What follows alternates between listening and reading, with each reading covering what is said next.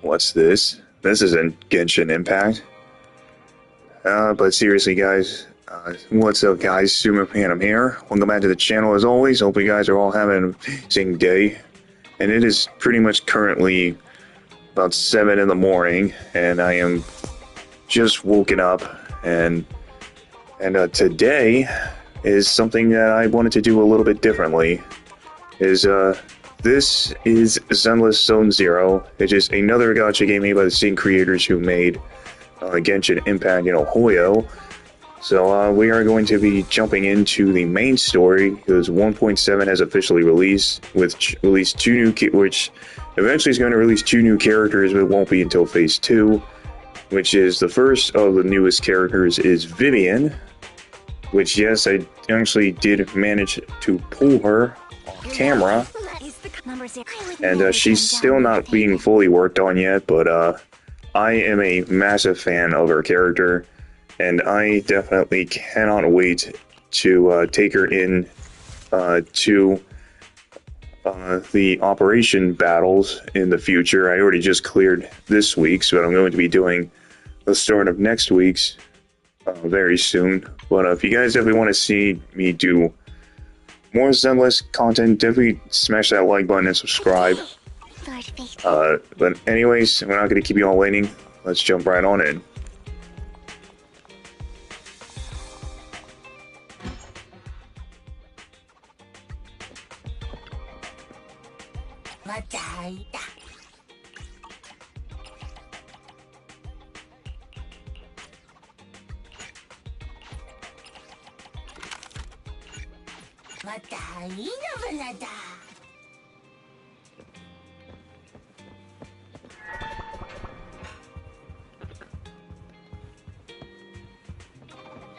There's Wise.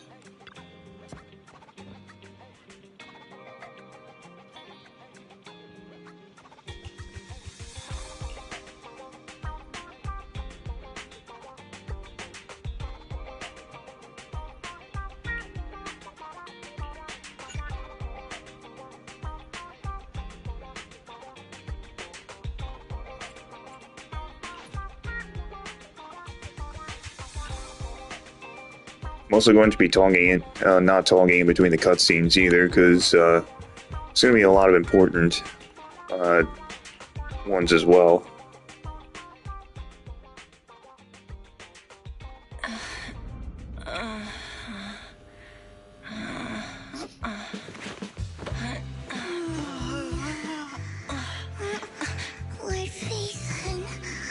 Oh. This time, let me.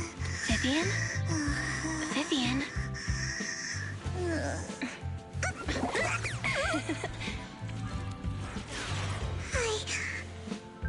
I didn't disturb your sleep, did I?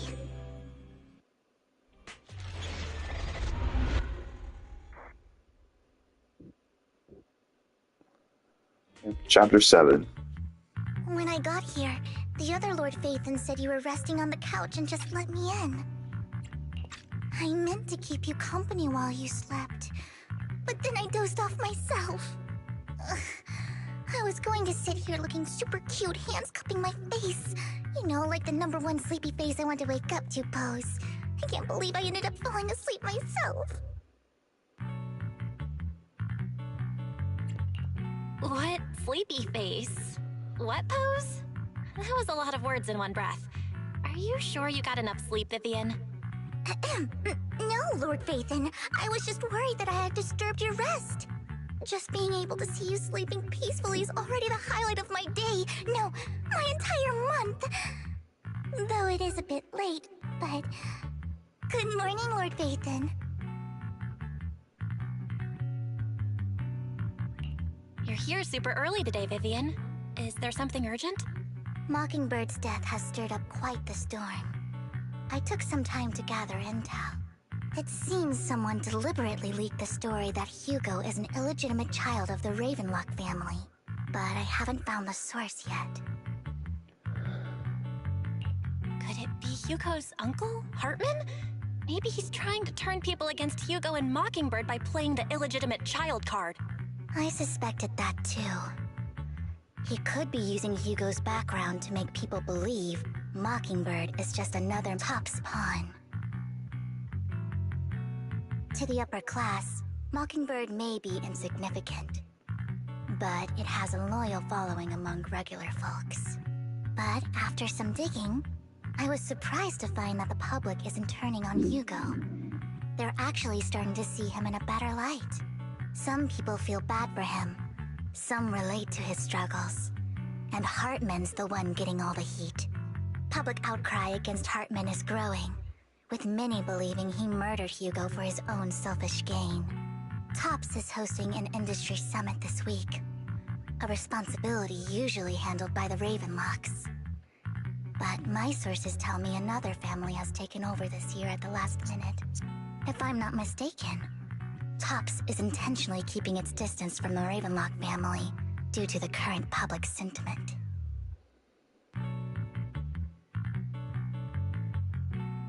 Sounds like Hartman's in a pretty bad spot right now. But we know he's not the type to go down easily. And that's what worries me. Hartman, in all likelihood, must have taken the sacrifice core. And now that he has this bargaining chip, who knows what kind of deal he'll strike with the Exaltists. Sorry for interrupting, Vivian, but I need a quick word with Belle. Oh, no problem at all. I'm sure you have important faith in matters to discuss. Take your time. I'll just be waiting outside. We can't make our guest wait outside. Belle and I will step out instead. Oh, don't mind me, Lord Phaethon. I wanted to browse the videotapes anyway. I'll be right here. Just let me know when you're done. Belle, Lycon's outside the video store. He knows Vivian is with us, so he's hesitant about coming in. He's stressing over what he did to Hugo in front of Vivian, but he really needs to talk to us. Maybe you should go speak with him first. I'll go talk to Lycon. Honestly, neither he nor Vivian is at fault. As proxies, it's our job to be the bridge between them.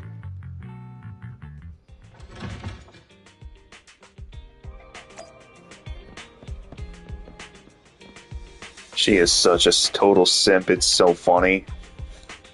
I love it. Oh, but first, I have a scratch card to scratch off. And yes, this is a dog named Howl. Good morning, Master Proxy. Good morning, Lycon. Wise mentioned you wanted to talk to us and Vivian about something? Yes, it's an urgent request from the mayor, one that directly affects New Eridu's safety. However, before we get into the details, as a former member of Mockingbird, I'm concerned about Miss Vivian. Hugo made many mistakes and betrayed the principles of Mockingbird, but I'm certain he didn't intend to put Miss Vivian or you in danger. I don't know Miss Vivian very well, and I was the one who took her companion's life. I might not be the right person to comfort her, but I hope she doesn't regret the choices she made, or lose faith in the path she chose. Vivian's doing just fine. She's actually been gathering intel and has a clear understanding of where things are headed. She might be tougher than you think. If you're really concerned, why not just talk to her directly? If you'd like to apologize, it should be face to face, right? That's reassuring to hear. I trust your judgment. You've always had a sharp eye for people. Would you mind coming in with me? I'd like to apologize to Miss Vivian in person. No problem. But I'll be staying neutral. Everyone has their own stance on this, and I get where both of you are coming from. As a proxy, I'm just here to make sure you have an open conversation. I'm not taking sides. I respect that. Thank you.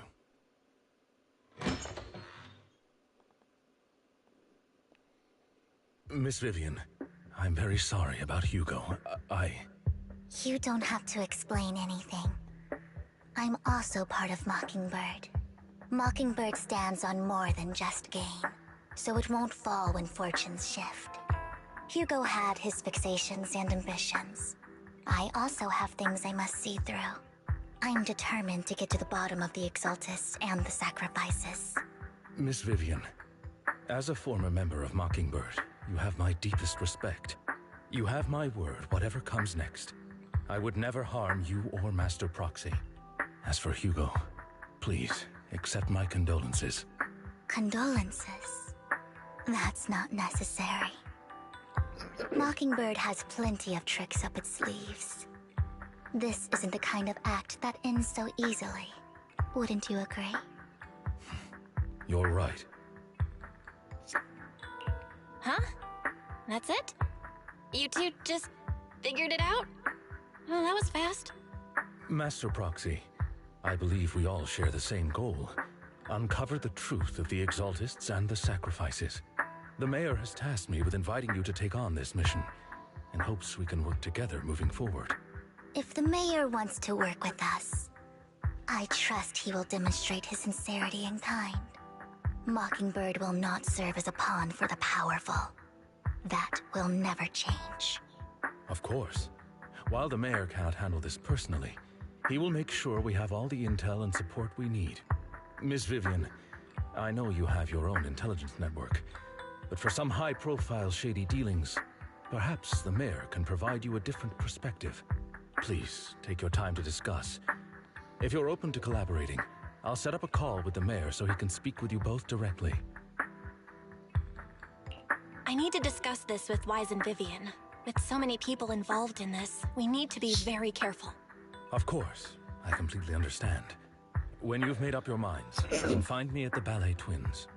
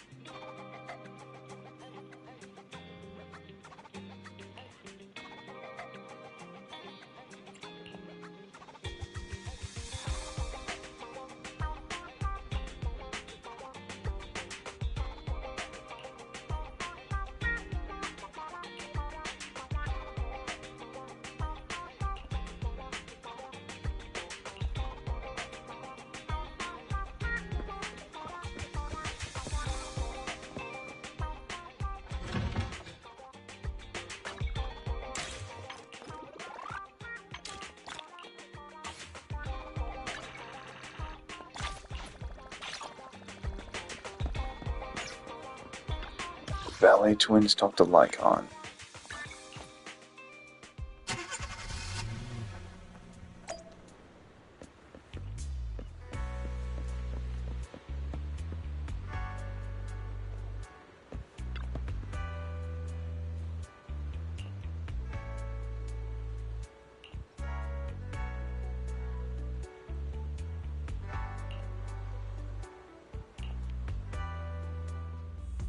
I'll connect the call to the Mayor now.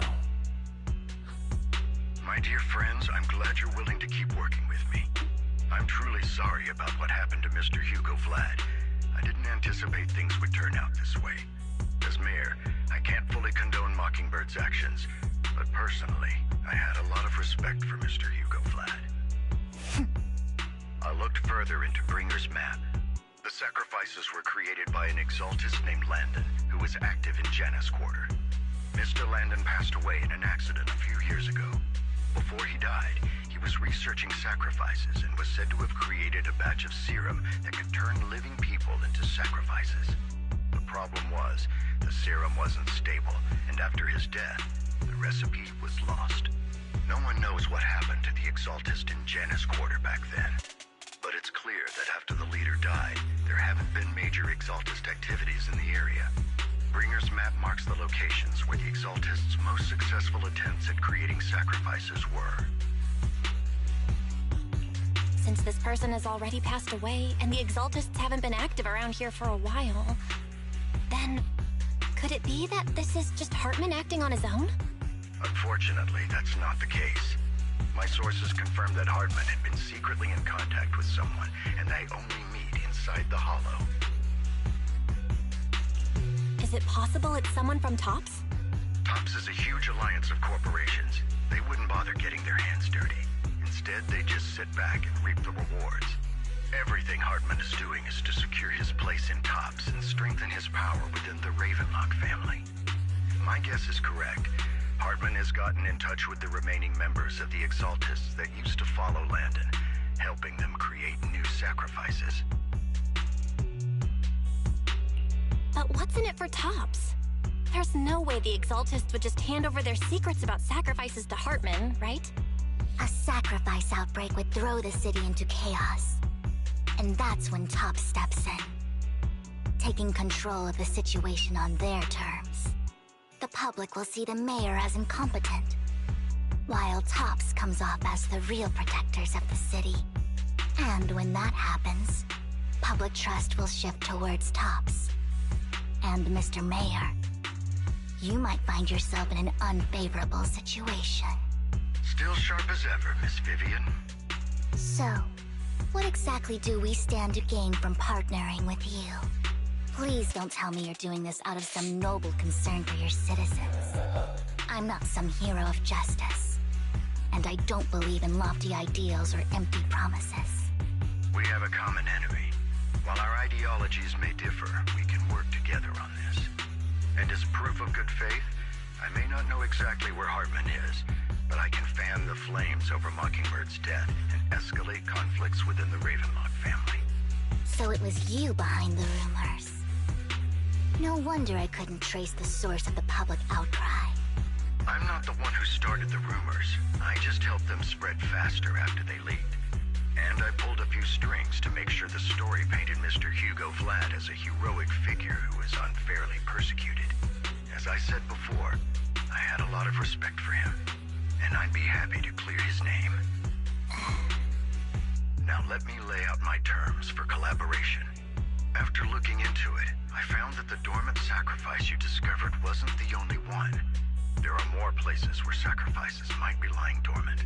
Too many eyes are on me right now, so I can't send my own men to deal with it. I'd like to ask you to retrieve the sacrifices from those locations. I'll make sure to dispose of them once you do, so no one will be able to use them again. On top of that, I've asked a friend to help monitor your physical condition, and maybe even uncover more of your potential. Her research overlaps with your teacher's work. You don't need to worry about her capabilities. She's a Void Hunter rank special investigator. Really? A Void Hunter rank special investigator is going to be assisting us? And she's involved in our teacher's research? That's right. She's heading to Janna's quarter for some business. I wanted to set up a formal meeting, but she declined. She prefers to assess things on her own, and will reach out when the time is right. She'll let you know the details then. So it looks like you both are on board with this commission and ready to help recover the sacrifices? Okay. We don't want New Eridu falling into chaos either. We'll do what we can. I know you won't let me down. Given our positions, we might not be friends, but we're definitely not enemies. I'll leave the rest to you then. I've got to go. Goodbye.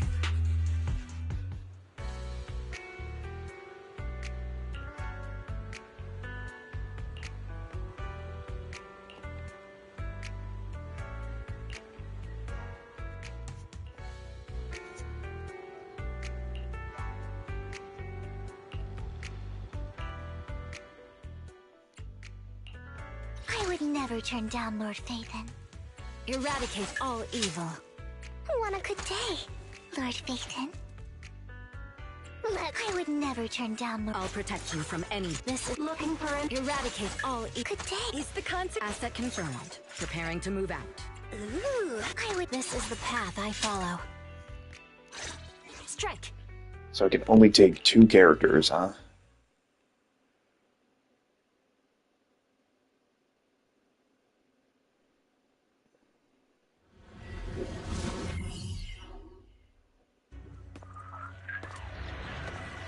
Her intro looks so cute.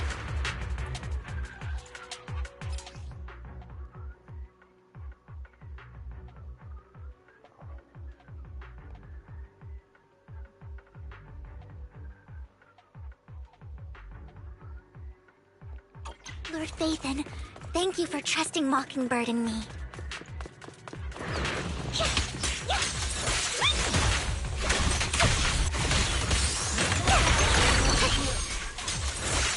Ambush!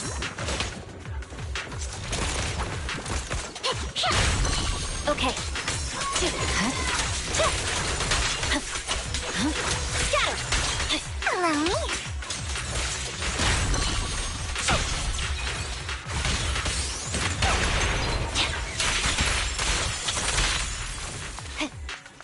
Her combat's pretty cool.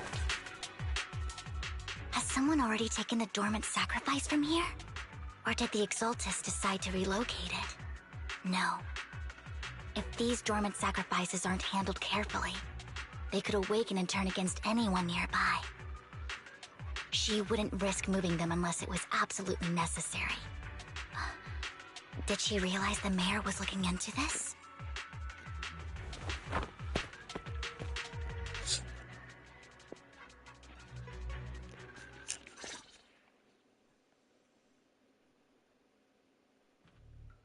Did Hartman just make up this intel to get a shot working with us at Tops? I've been walking around forever and haven't found a thing. The Ravenlocks have always been a shady bunch. No surprise they've gone downhill over the years. I heard they were pretty loaded back in the day. What kind of business did they run? No clue. On the surface, their businesses seemed legit, but who knows what was happening behind the curtain. Probably something with the sacrifices. I mean, how else would he know about the dormant ones left around here for years? And he was so sure that even if those original sacrifices didn't work out, he had a backup plan. Backup plan? What could that be? Well, that's beyond me. I just happened to overhear something while I was next to Mr. Edmund one day. What's Tops planning to do with all these sacrifices, huh? For research? Do you think we'll ever have a normal life in the Hollows? Don't ask questions you shouldn't be asking. All right. There's nothing here anyway. Let's leave the Hollow and report back on what we found. And we'll make it just in time to clock out for the fieldwork shift. Let's get out of here first.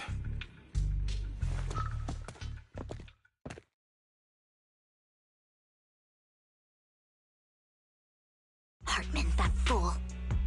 He'll do anything to get into Tops. Even if it means playing with fire. She's an Exaltist.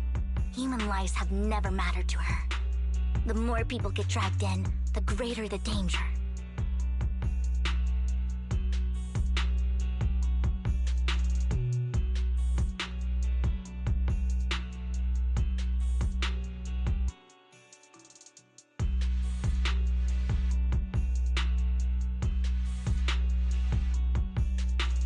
Vivian, I've been dying to know. Who's this she you keep mentioning? I apologize for losing my composure. Please don't mind me. The she I'm referring to is with the Exaltists. Someone I have a history with. That's why the moment I heard about the sacrifices, I felt compelled to uncover the truth. I never meant to hide anything from you. It's just that, for me, the Exaltists bring back painful memories. And I'm not ready to face them yet. So, Lord Phaethon, please give me a little more time. Once I've gathered my thoughts, I promise I'll tell you everything.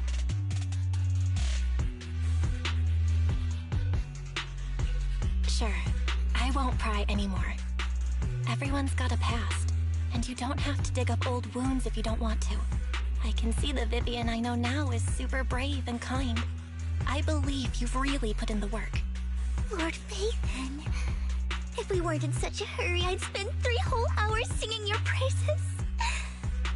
I'll make note of this and make sure to get it done before bedtime.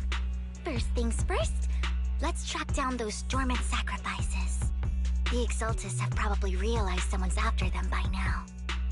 I wish we knew what Hartman's backup plan is. Really? I just can't shake the feeling that something bad is about to happen.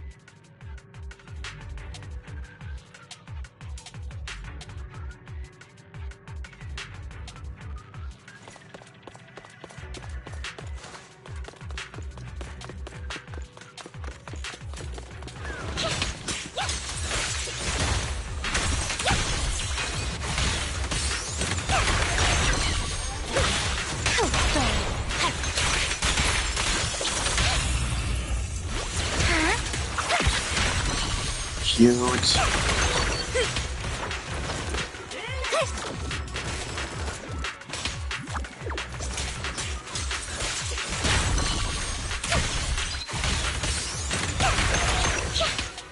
You better not get my dress dirty.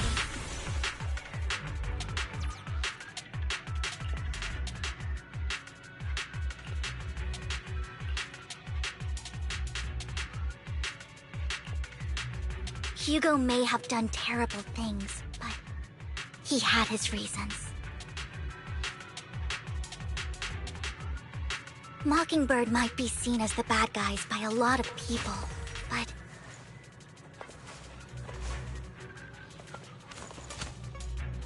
ironically, joining Mockingbird is what put me on the right path. Oh. For the first time, I'm needed for more than just my curse.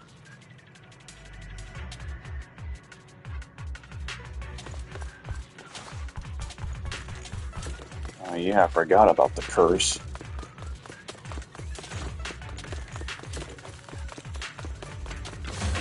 There's that.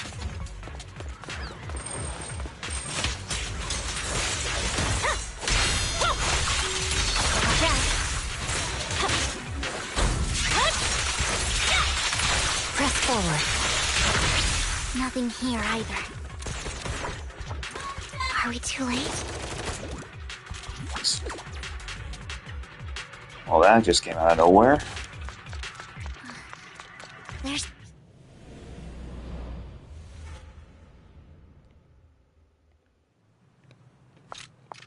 My turn.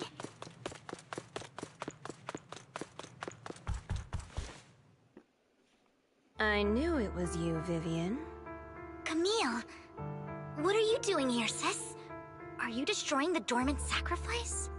Oh. Vivian, don't call me sis. I'm not your sister. Are you trying to stop the Exaltists? I never left the Exaltists. You know what Landon did back then.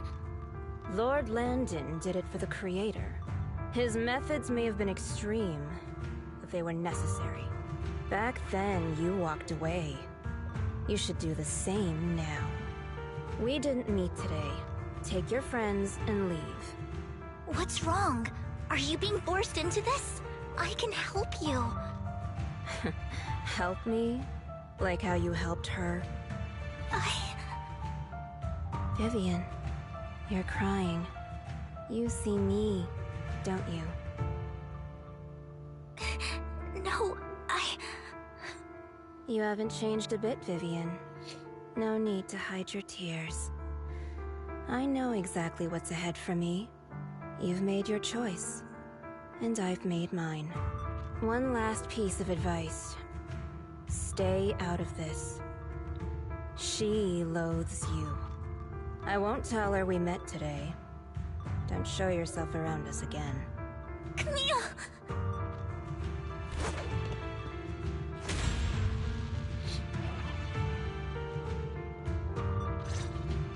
Lord Nathan, watch out! I'll tell you what that was about later. Let's take care of the ethereals first.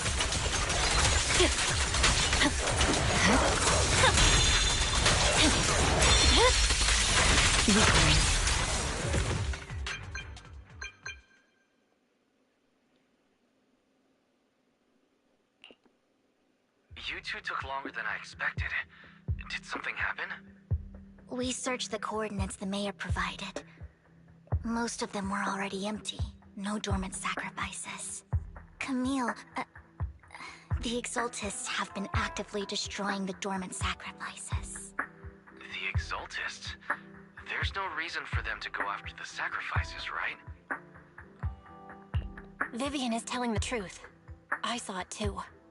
And one of them is someone I once knew. I thought she would leave the Exaltists after Landon's death.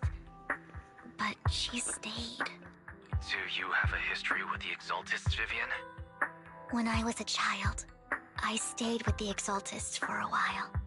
Back then, Landon was one of the most respected figures among the Exaltists in this region. A lot happened. And after Landon died, I left. I can't turn a blind eye to the sacrifices. I know all too well how many lives have been lost bringing them into existence. Ever since I learned a sacrifice had appeared in Janus Quarter, I haven't been able to stop worrying. I won't let history repeat itself. That's why I asked Hugo to investigate, starting with the Sacrifice Corps. Vivian. Please stop. I'm not looking for comfort. I'm just recounting the story for you to understand the situation. We've got bigger things to focus on. But when I do need comforting, I'll come straight to you. I hope you'll make time for me, Lord Vathan. Just so you know, I'm not the easiest to console.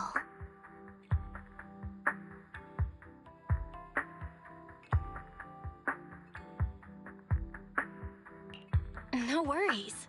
I'll totally have your back until you're feeling better. Okay. Back to the matter at hand. That conversation between those two TOPS employees back in the Hollow is still bothering me. They said Hartman had a backup plan, and that got me thinking about some news that was quietly swept under the rug. Lately, there have been mining accidents in Ravenlock-controlled areas. Many workers have died. The families were paid off with huge settlements, way more than usual. No protests, no controversy, and the issue was buried. But considering the Ravenlock's financial position, why would they be so generous with payouts? That sounds sketchy. Are you saying they made up the accidents and the workers' deaths? Precisely.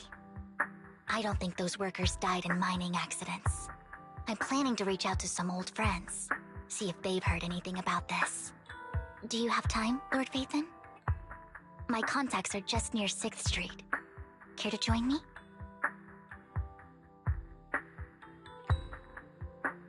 I'm in. Let's go together.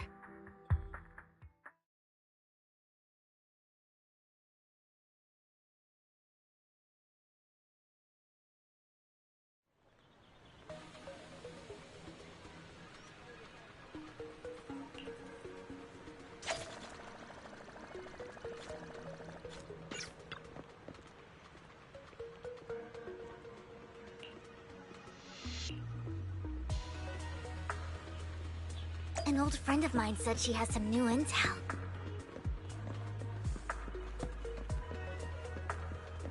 She's like a mentor to me.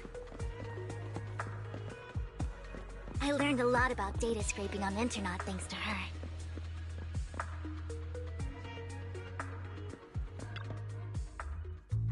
Rain! Long time no see. Yeah, it's been a while.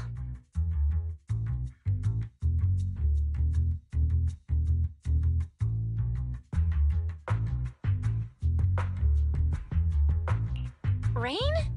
You two knew each other? Yeah, Phaethon. Long time no see. Rain, you actually know that Lord Vathan is Lord Vathan? No, I mean, you actually know Belle is Lord Vathan. I didn't know right away. One time, I needed a favor from Nicole. I only found out after meeting them. I mean, who would expect a legendary proxy to be running a video store for a living? Oh, by the way, your idol... Rain, let's not bring up old stuff. Lord Vathan wouldn't be interested in that. Why are you all tense?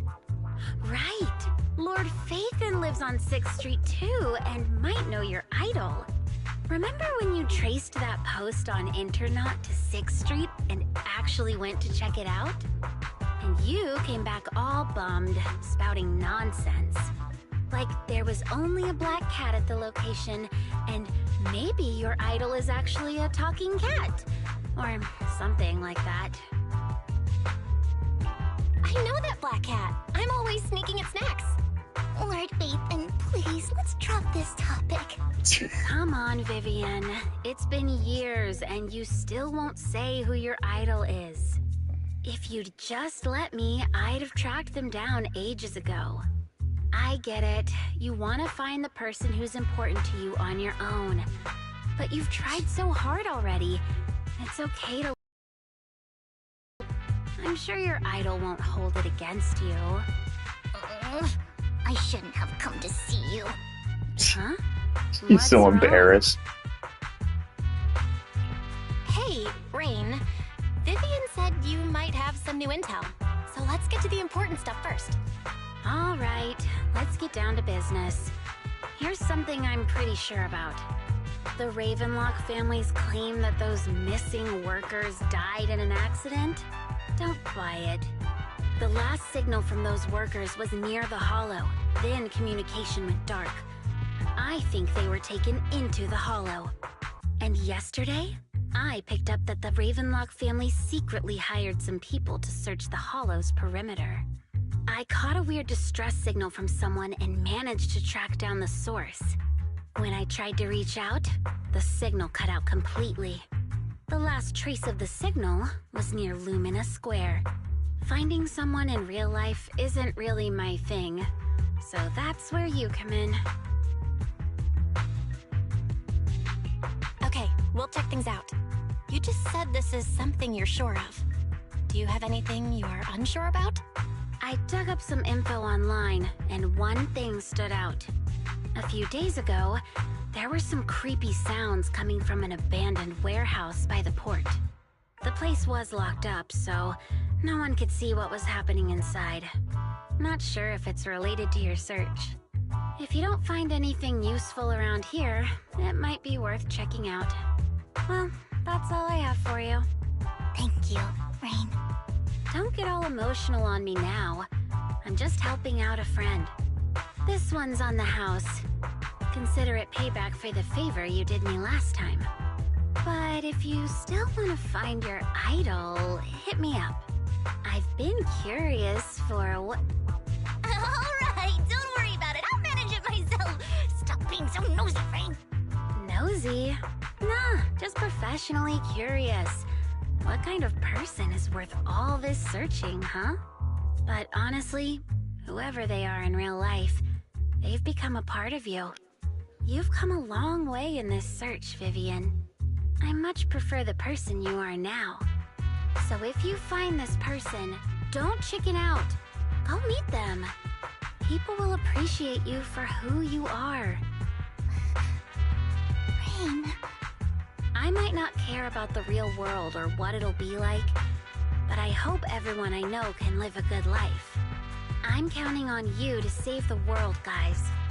All right, I have other business to take care of, so I'll leave the rest to you.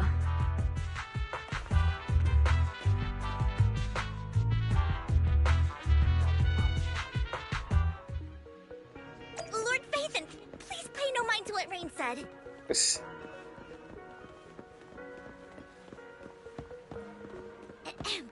That big guy's up ahead. Let's hurry.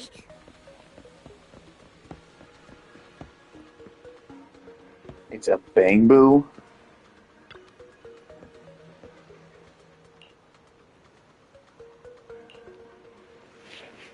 Wow.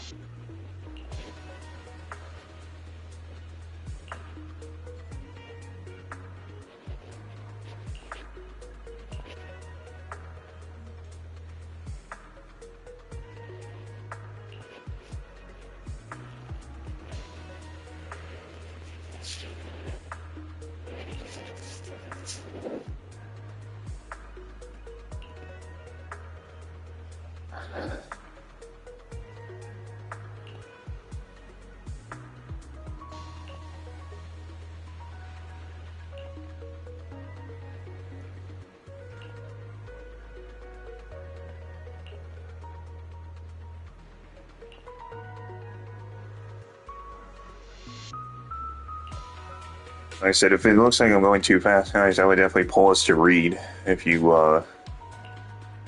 think there's an important line.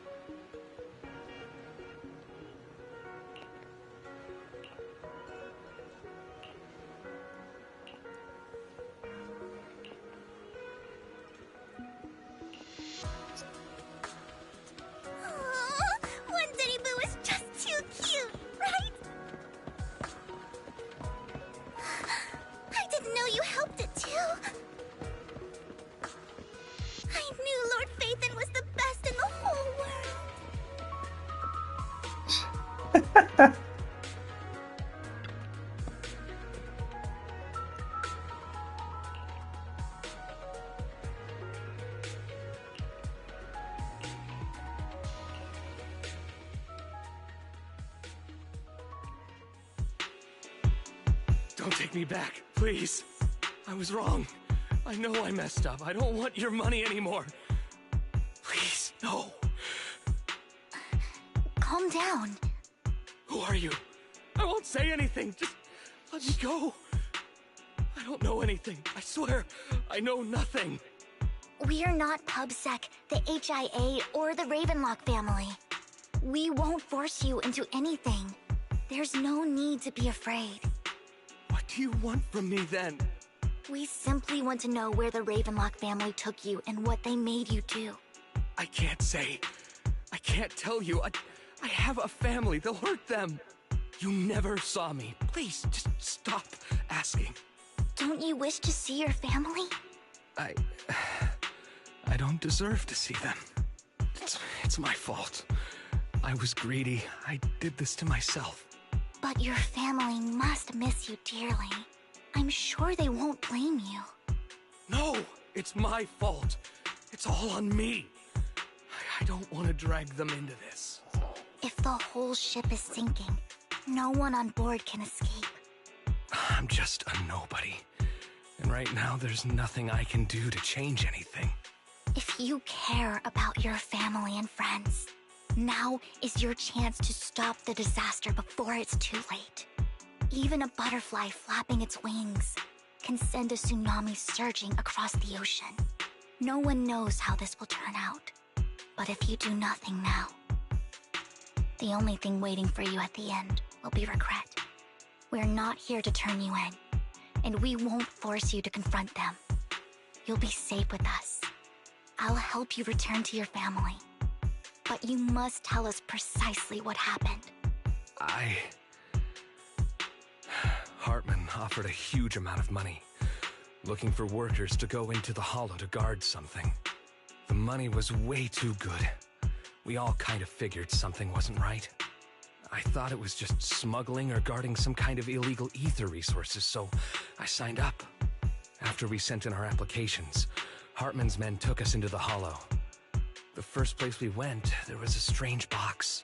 When we got there, they handed us some pills, saying they'd improve our aptitude for ether, for us to last longer in the hollow. But after I took them, everything went fuzzy. Something was definitely off about those pills. When I woke up, I saw my coworkers dead in front of me. And there was blood all over my hands. They said something about me being a good experiment, moved me somewhere else, and locked me up. They wanted to inject me with something. I got scared and didn't know what was gonna happen. But then a blonde guy found me, gave me a carrot, and let me go. So I escaped. I didn't want to kill anyone. I don't know. It wasn't your fault that your coworkers died. You were just a tool in their hands. Do you remember the place they first took you?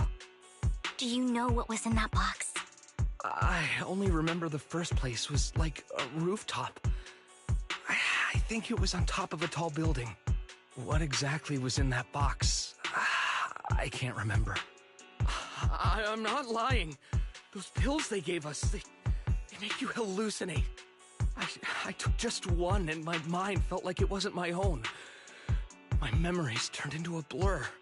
I'm telling the truth. I'm not trying to run from my mistakes. I just really can't remember what happened. I know you're not lying. We'll arrange for your protection. You can rest easy and recover, and your family won't be dragged into this. Once this is all over, you will be able to reunite with them.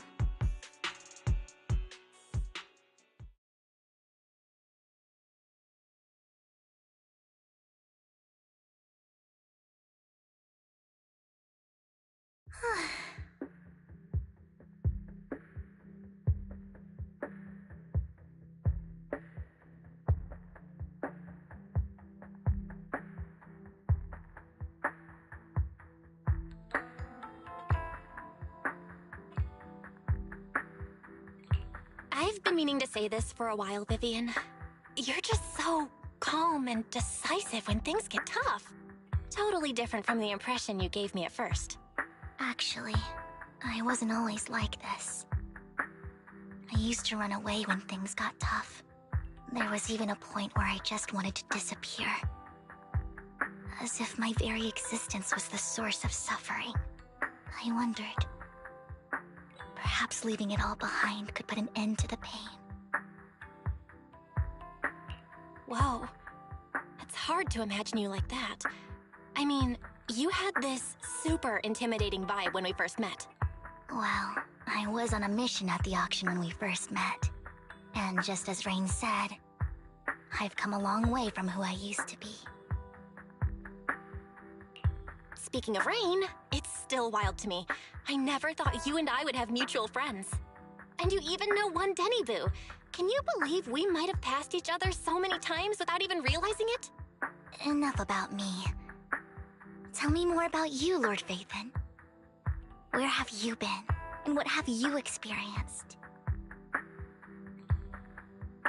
Looking back, I feel like I've been through a lot lately. My brother and I even lost our Phaethon account. Oh, everything started when the Cunning Hares took something from the Red Fang gang.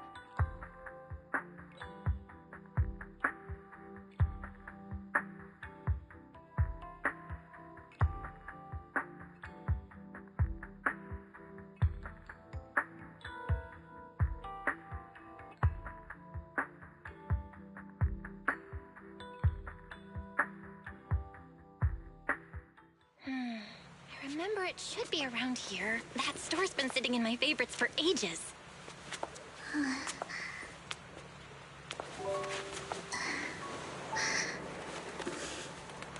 Lord Phaethon! What's up?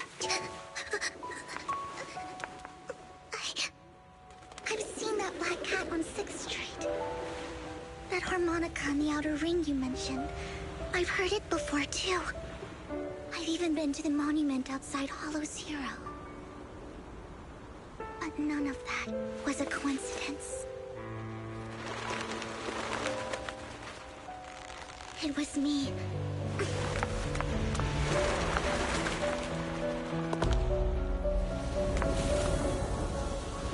Following you, and now I've finally made it to your side. Ever since I was little, I had been seen as the bringer of bad fortune. I had traveled to many places and witnessed far too much misfortune. Every tear I shed brought disaster. I've heard too many curses to count.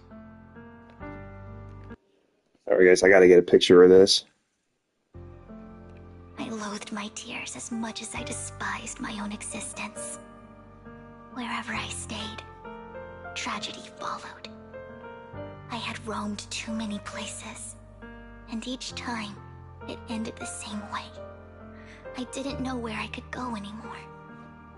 One night, I stumbled upon a post discussing me. Whether they knew me or not, everyone seemed convinced that I was the source of the curse. Some mocked me with cruel intent. Some wished I would vanish, and others speculated maliciously. It really seemed that my very existence was a disaster.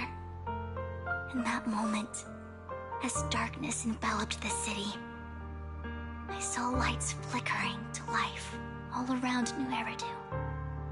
So many lights, and not knowing where to go, I thought, if only I could disappear into those lights. I made up my mind, and right then, my phone rang. I decided to take one last look. I wanted to know who left me my final message from this world. It was you, Lord Phaethon. Wait, really? Me? Yes. And I checked with the other Lord Phaethon. You were the one using the account at that time. But I know you probably don't remember it. After all, it was just an ordinary day, with an ordinary post and meaningless comments online. But for me, it was the night I finally realized where I could go. I wanted to walk the paths you had walked, see the sights you had seen. And then, one day, share it all with you, face to face. What did I even say in that comment? I can't remember off the top of my head. Well, you'll have to figure it out for yourself. I'm not telling you. Huh? No! So, Lord Vathan, thank you. Not only for that comment you made that day, which was a silver lining for me, but also for giving me the courage to become who I am today. The Vivian standing right in front of you now. Lord Vathan, I truly like who I've become.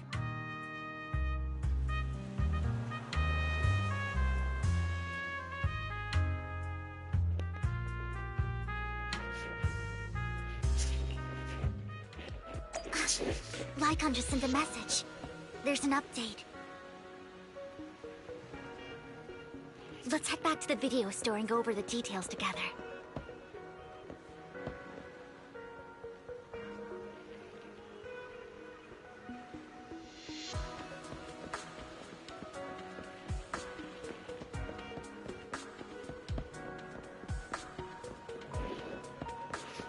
Wow.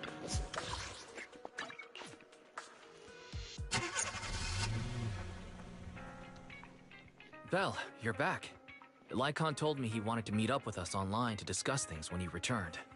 I'll call him now. Master Proxy, Miss Vivian. The gentleman Rena brought back has stabilized and calmed down now. Based on his account, we've identified where Hartman is hiding the core. He also mentioned that Hartman plans to trade the core with a group of people. We suspect that this group consists of members from the Exaltists. I knew it. Now that we have the location, it would be splendid if we could seize the sacrifice core before they do. Precisely. We hope you can head to the location as soon as possible to secure the sacrifice core.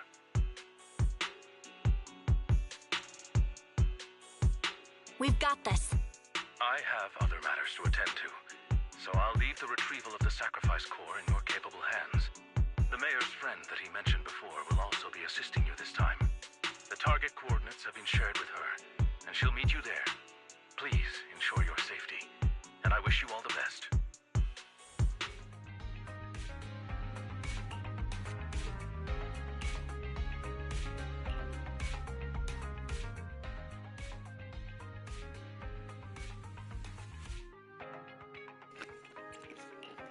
Good day, Lord Vathan. Eradicate all evil.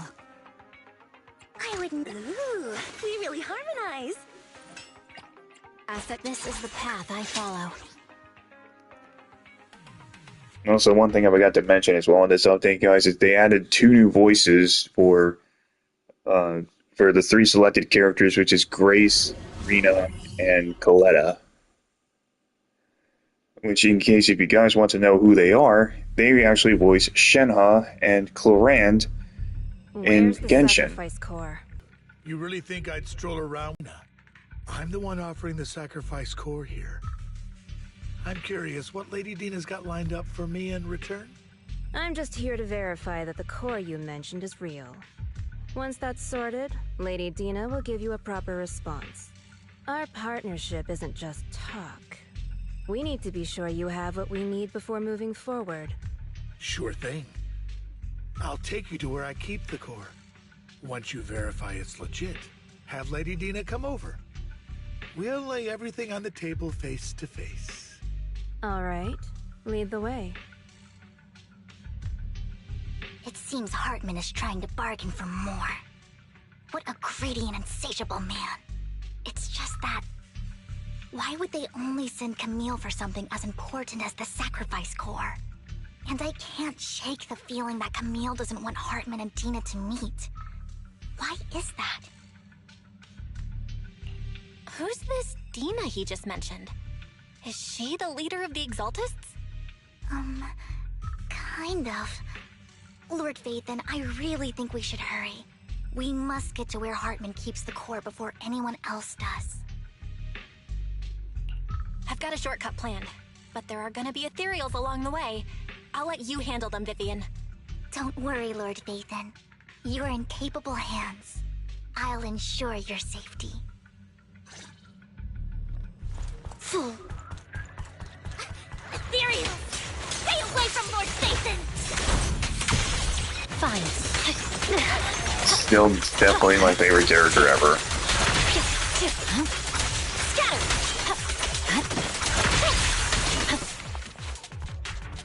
Looks like Hartman's trying to negotiate for more leverage.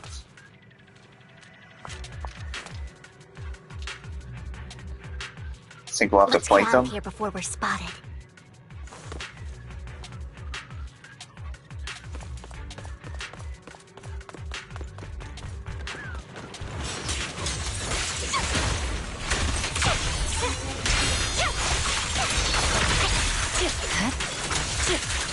Let's keep moving, Lord Phaethon.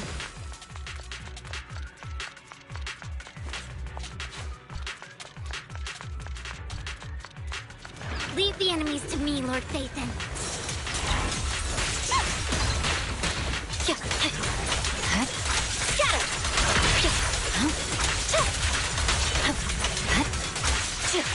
Looks like they're arguing.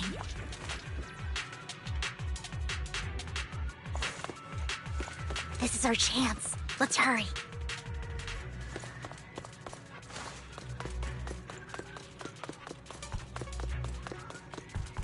No matter who has the sacrifice core, Hartman or the Exaltists, it would be really dangerous.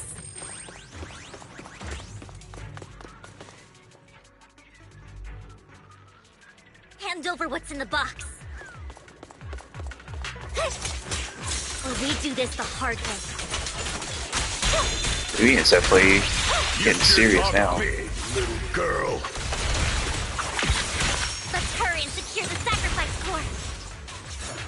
Touch me. I'm sorry, did she just say touch me? Lord Phaethon, the box is empty. So Hartman never kept the core here to begin with? How did you even find your way here? Where's the core in the box? What did you do with it? You call this keeping the sacrifice core safe?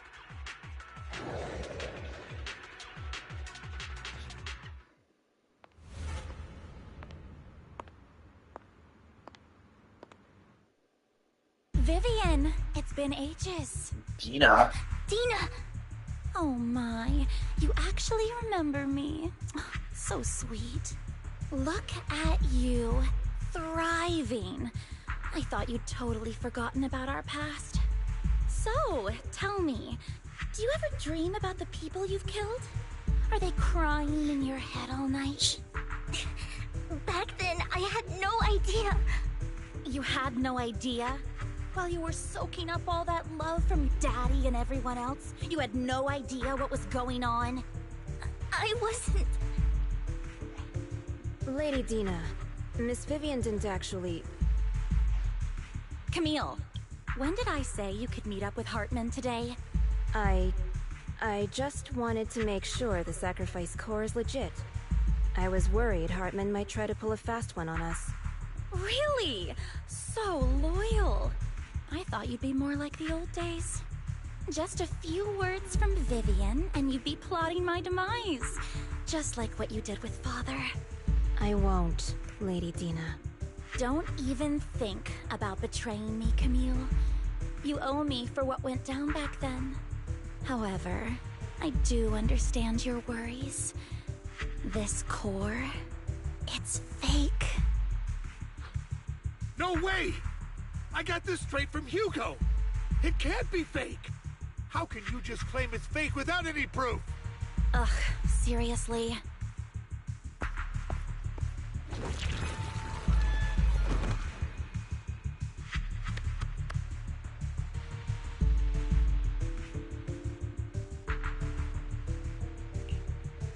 The sacrifice core can max out the ether particles within human bodies in no time at all. But look at your little subordinate. How uncouth. He's making noises like some animal. Can you shut him up? So annoying. The masterpiece Father made for the Creator isn't this worthless piece of junk you're holding. So, the real core. Vivian, where do you think the sacrifice core is really at? I don't know. If I knew where the real core was, I'd destroy it without a second thought. Dina, you understand what the sacrifices are. And you know those who were blessed should not have to endure such horrors.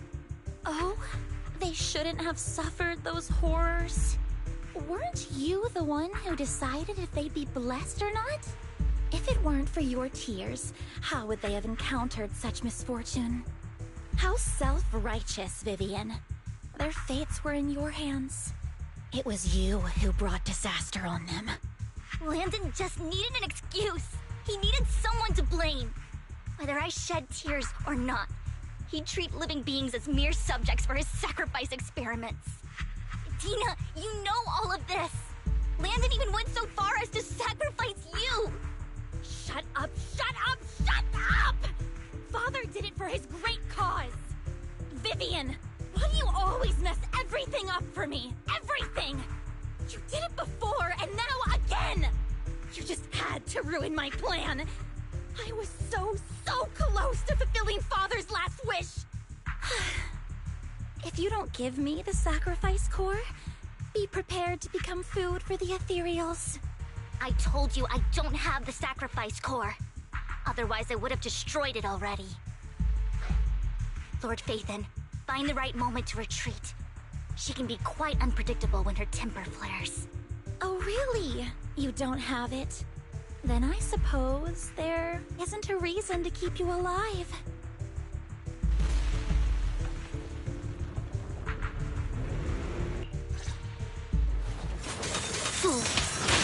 More ethereals are coming. Oh my. Fine. Too many. No chance to get out of this. Yeah?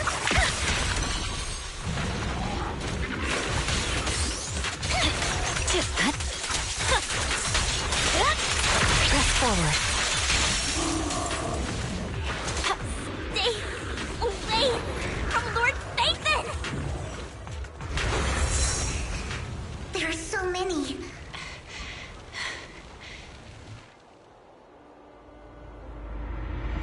Oh, it's the new character. It's ink.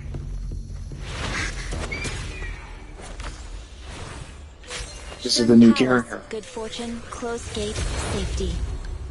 What? An evil miasma gathers here. Another place of conflict. If you wish to avoid disaster, then head southeast.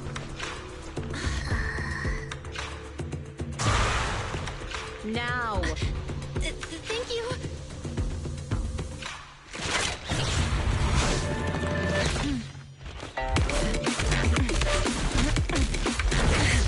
Whoa.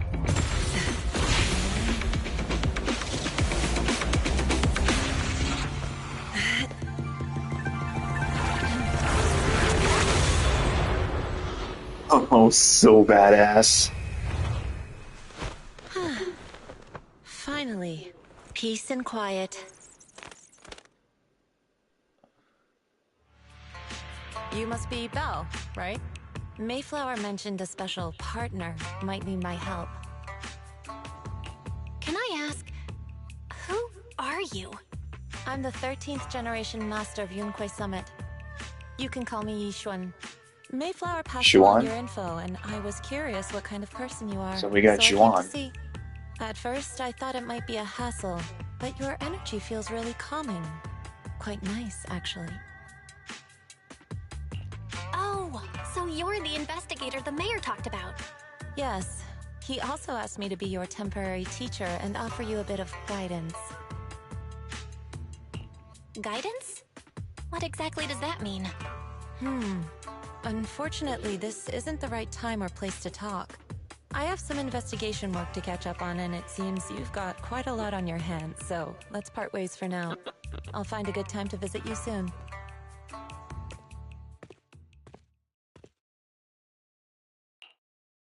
I'm so sorry, Lord Phaethon.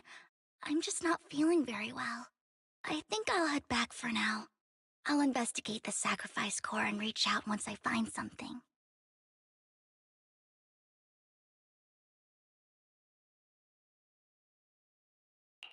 You definitely need some rest. Let's get out of the hollow.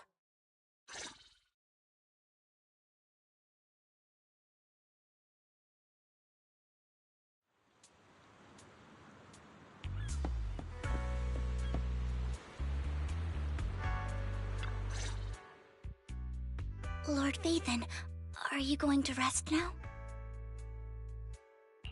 I'm not in a hurry to get back. You've been kind of off since we got out, and it's got me worried. If something's bugging you, just spill it if you want to. I'm a pretty good listener, you know. I didn't mean to keep my past from you, Lord Vathan. When I was little, people thought I brought misfortune, so no matter where I went, no one wanted me around for long. Then, one day, Landon adopted me and brought me to the Exaltists. There, I met Dina, who was so kind to me, treating me like a dear sister. She told me her father, Landon, was a great man, who'd one day make everyone stop fearing the Hollows, so all life could live freely inside and outside of them. Dina helped Landon pick people for the blessing, and everyone in the Exaltists respected her greatly. Those who received the blessing would have a better ether aptitude, allowing them to enter the Hollow freely without fear of sudden disaster. Back then, Dina would chat with me every day, always about the Exaltists and her father.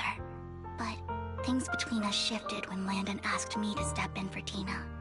Landon told me I didn't only bring misfortune, and that if I listened to him, I could actually help people. After that, he'd take me to meet people, and if I shed tears, he'd give them a blessing medicine. Those who got the blessing could dodge calamities. At first, I was ecstatic, thinking I could help others. I shared my joy with Dina, but that was when she started to pull away from me. The blessing medicine. Please tell me that wasn't the sacrifice serum Bringer had? Yes. To be precise, it was an early version of the sacrifice serum.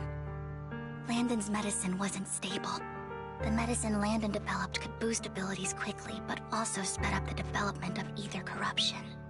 In the end, most people turned into ethereals, and a few became sacrifices, losing all human consciousness.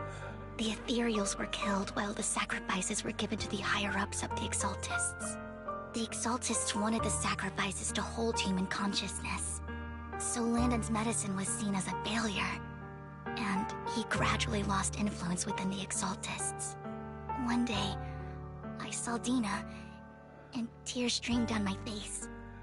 In a bid to save his reputation, Landon decided to let his own daughter receive the blessing. I had always thought that getting the blessing was a good thing, until I saw terror in Dina's eyes that day. That evening, I broke Landon's rules for the first time, and followed him out of the Exaltist's residence. I trailed him to the Hollow, where I witnessed someone who had been blessed becoming corrupted. In the end, that person became an ethereal. Then, without hesitation, Landon killed him. Before Landon returned, I went back to the residence and snuck into his study. And there, I uncovered the truths I just told you. And just a few days later, it was time for Dina to be blessed. I wanted to save her and stop anyone else from getting deceived. So, that day, I told everyone present that Landon should be the one to receive the blessing, not Dina. At first, Landon argued, and no one believed me. But, in front of them all, I looked at him and let my tears fall.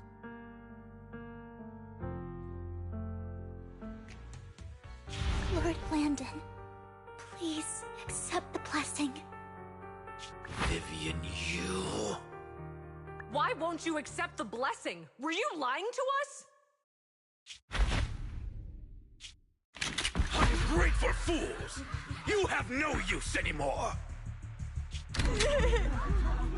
Liar!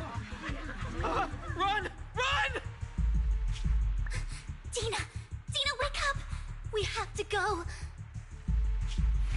Vivian, What's happening? Listen to me. Lord Landon's so-called blessing isn't...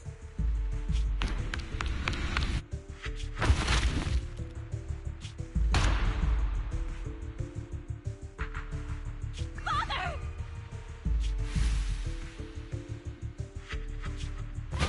No, I was just... Mom, I want to go home. It's got nothing to do with us. This is just what happens when you don't accept the blessing. Vivian, was this you? Tina, I just didn't want you to accept the blessing. Everyone who does ends up... I just don't want to lose my father. You knew? If you knew what he's done, you... He's my father. He's all I have. Stop being self-righteous, Vivian. You only ever bring misfortune.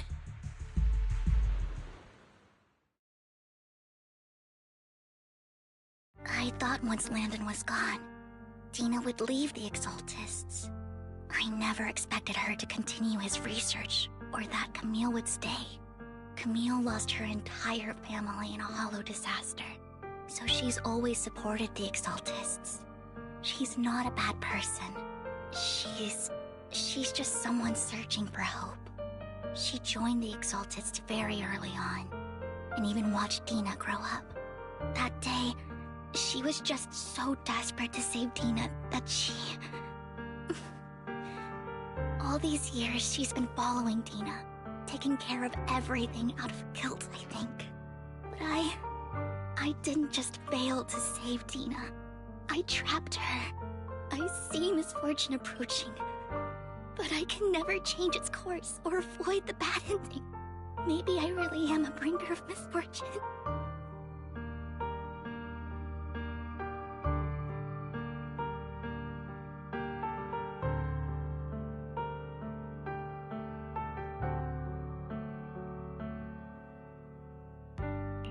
No way. You're not the one bringing bad luck. Whatever went down with the Exaltists, Landon used you. As for Dina and Camille, they know the truth, and they just made their choices. The hollows and the disasters they caused took more than just their loved ones.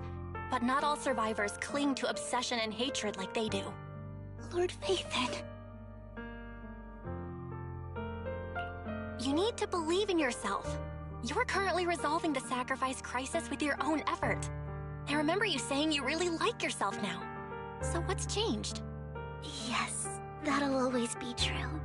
Thank you for listening to my story today. Years have gone by, but I've never had the courage to face all this. Maybe Dina and I were meant to meet today, so I could finally spill it all out. It lightens my heart a little. Lord Phaethon, you truly are a wonderful listener.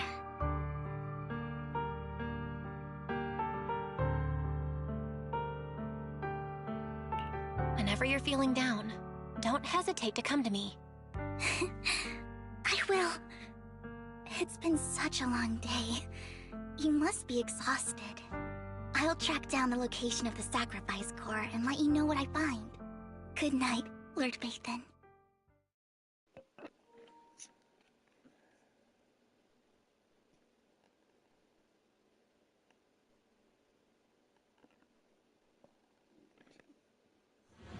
She is so conflicted.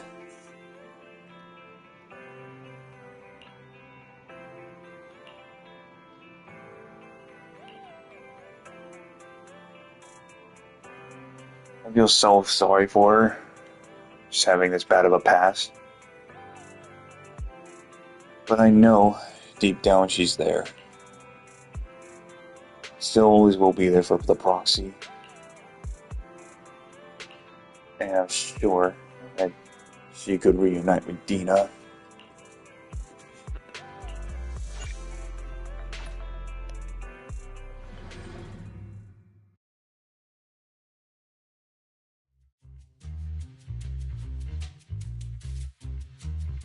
Shawl, I didn't expect you to be working here. Perfect. I was just covering someone's shift. The screening here is super strict, and I was afraid the supervisor would realize I was new and subbing for someone, so I hid in the control room during the supervisor's inspection. So I happened to bump into this guy, a blonde man wearing a hat, and I think he was checking some footage. Then he logged that footage into the tape he brought. Later, I found that part of the footage had been wiped. Blonde, wearing a hat. Could it be Hugo? Do you know him? I think it's him. If it were Hugo... I think I know where he would hide the tape. Thank you, Shaw. You were a big help. Great! You also helped me a lot when I started working. I used to make mistakes all the time. If it weren't for you cleaning up my messes, I would have been fired ages ago. So I'm happy I could help you too. All right, go ahead and do what you need to do. We'll catch up another time.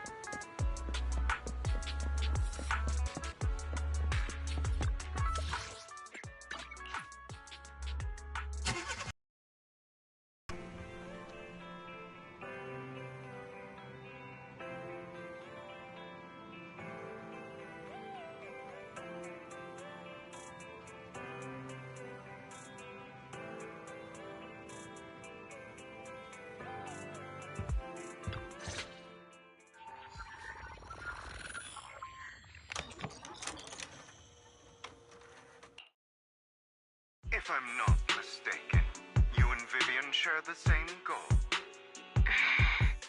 Silence is no good for negotiation. I just don't want Dina to reach a point of no return. Hasn't she already reached that point with what she's doing? The formula for the Landon serum was lost, but a batch survived, and Dina was able to develop a substance that can be used for mind control. She's trying to combine the two to make sacrifices that would obey human commands.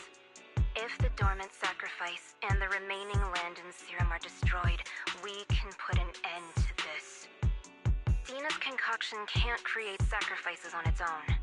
And the sacrifice core? That belongs to the creator, not her. Although I find Landon's methods despicable, I can't deny that the Exaltists and the Creator are leading us in the right direction. I just don't want Dina to spend her life trapped by her father's mistakes. I mean, no offense, but I find your protectiveness rather weird. I will confirm the location of the dormant sacrifice and find the chance to relay the information to you. I do not want any of my people to be going into danger. As for the sacrifice core, I can only guarantee that it will not fall into her hands. As for how things will ultimately play out, The Creator will guide me.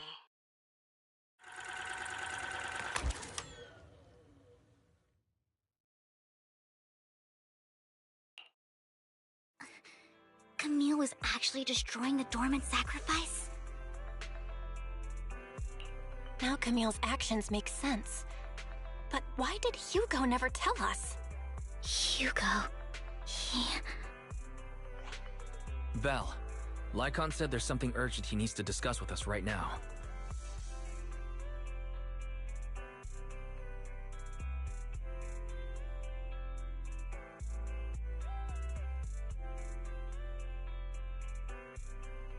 All right, let's patch him in. Master Proxy, I apologize for disturbing you. We have just learned that the Ravenlock family will host a banquet tonight. This banquet is rather special, as they're allowing members of their family to invite business partners to attend. With Hartman at the center of controversy, there are many members of the family who are eager to use this opportunity to replace him. The mayor has been spreading rumors of a young tycoon who inherited a sizable fortune and is looking to partner with a person from an old and influential family. This information has lured a young man named Burton from the Ravenlock family. So, you want me to pose as this tycoon and use Burton to infiltrate the banquet? Correct. And Hartman's study is also located within the venue. I see. Hartman's study might hold valuable information.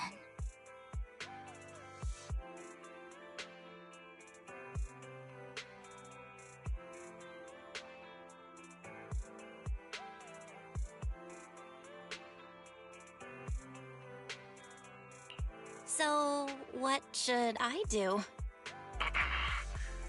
You can attend as her +1. +1? Lord Phaethon, please go with me! Master Proxy, it seems Miss Vivian requires your presence, so... Yes, just your presence will help me immensely!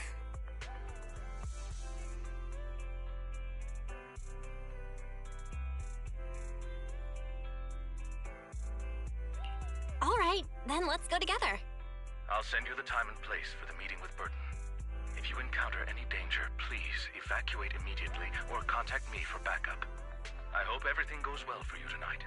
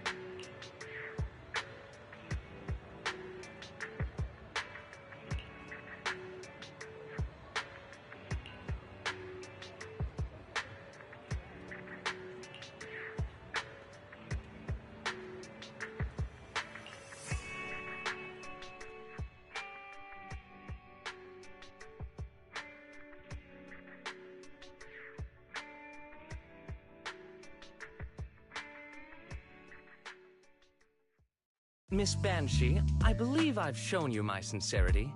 Now how about you? Sincerity? My presence here is a show of sincerity. If we're to work together, Miss Banshee, you should drop your pretentious act. I am well aware of the ways of the Ravenlock family.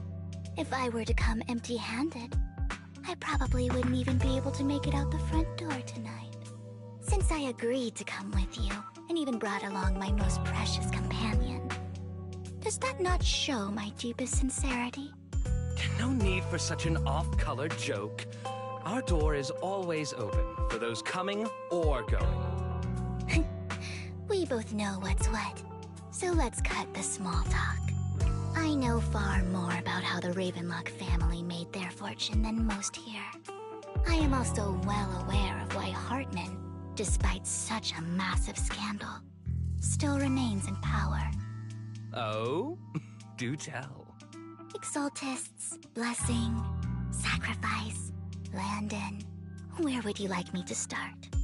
How did you know that? No, who are you? Don't be so tense. If I'm not mistaken, it's about time the banquet began. My companion and I are practically famished. Is this how you treat your guests? By letting them starve? Perhaps when we've had our fill, we'll remember where the sacrifice is hidden. You know where the sacrifice is? So, can we go get something to eat now? And I'm also looking forward to receiving a special dessert from you. We can discuss what you wish to know while we enjoy dessert. Of course. I wouldn't let such an important guest discuss matters on an empty stomach. As for dessert, I will prepare it myself, and I guarantee it will satisfy you. I'll come find you later. I wish you a pleasant evening.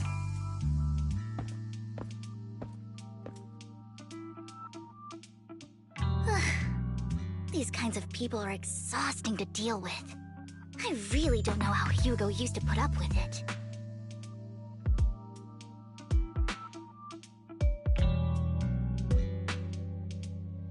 What did you mean by dessert just now? I couldn't really follow. Hugo taught me that bringing up dessert in such situations is a way of telling the other party they need to offer more. Fortunately, that old fox Hartman is terrified of losing power. He's definitely keeping the destruction of the sacrifice and the fact that the sacrifice core is fake hidden from the other family members. Otherwise, Burden wouldn't have been so willing to raise his offer. Lord Phaethon, let's find Hartman's study when the banquet is at its busiest. All right, I've already taken note of the surrounding terrain. Once more people arrive, we'll enter the garden through the door in the corner of the banquet hall. Wherever you go, I'll follow, Lord Phaethon.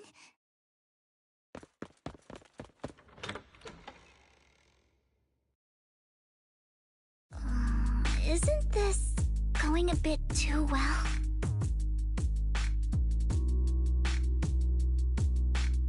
Perhaps we're just lucky? Plus, their security measures outside were so tight. Maybe it's more lax inside. However, just to be safe, I'll call Lycon. Let's check Hartman's recent correspondences for clues. I still have concerns about the sacrifice core. Right. Though the core he gave Dina was fake, Hartman might have left a trick up his sleeve and hid the real one. Then let's split up.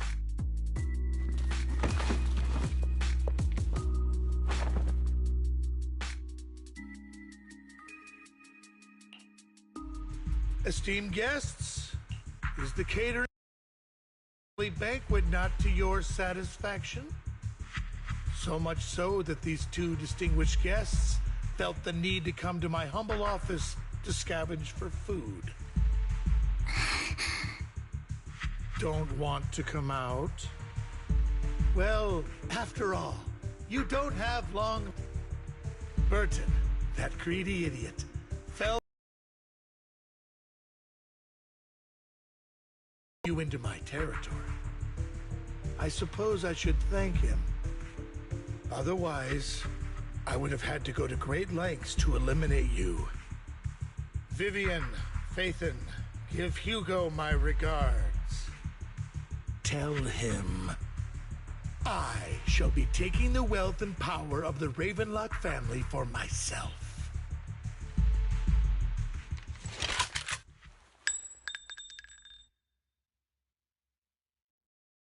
The bullet?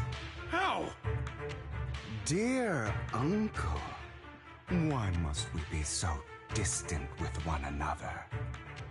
You can just tell me what you want to say directly. Hugo! Impossible! You're...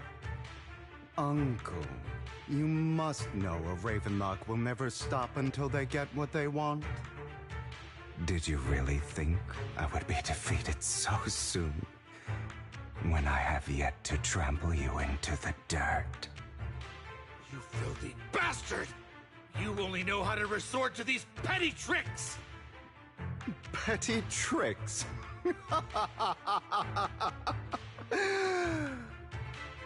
Perhaps you'd like to know what I managed to accomplish using this faked death of mine. My dear Uncle.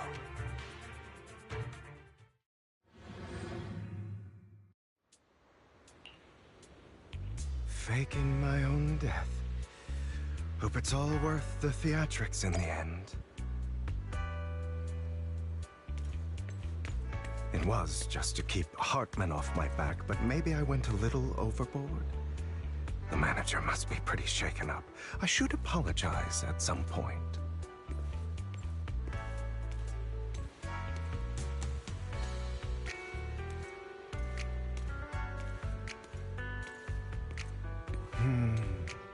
Guess I'll also bring Lycon along. He's my partner in crime, after all.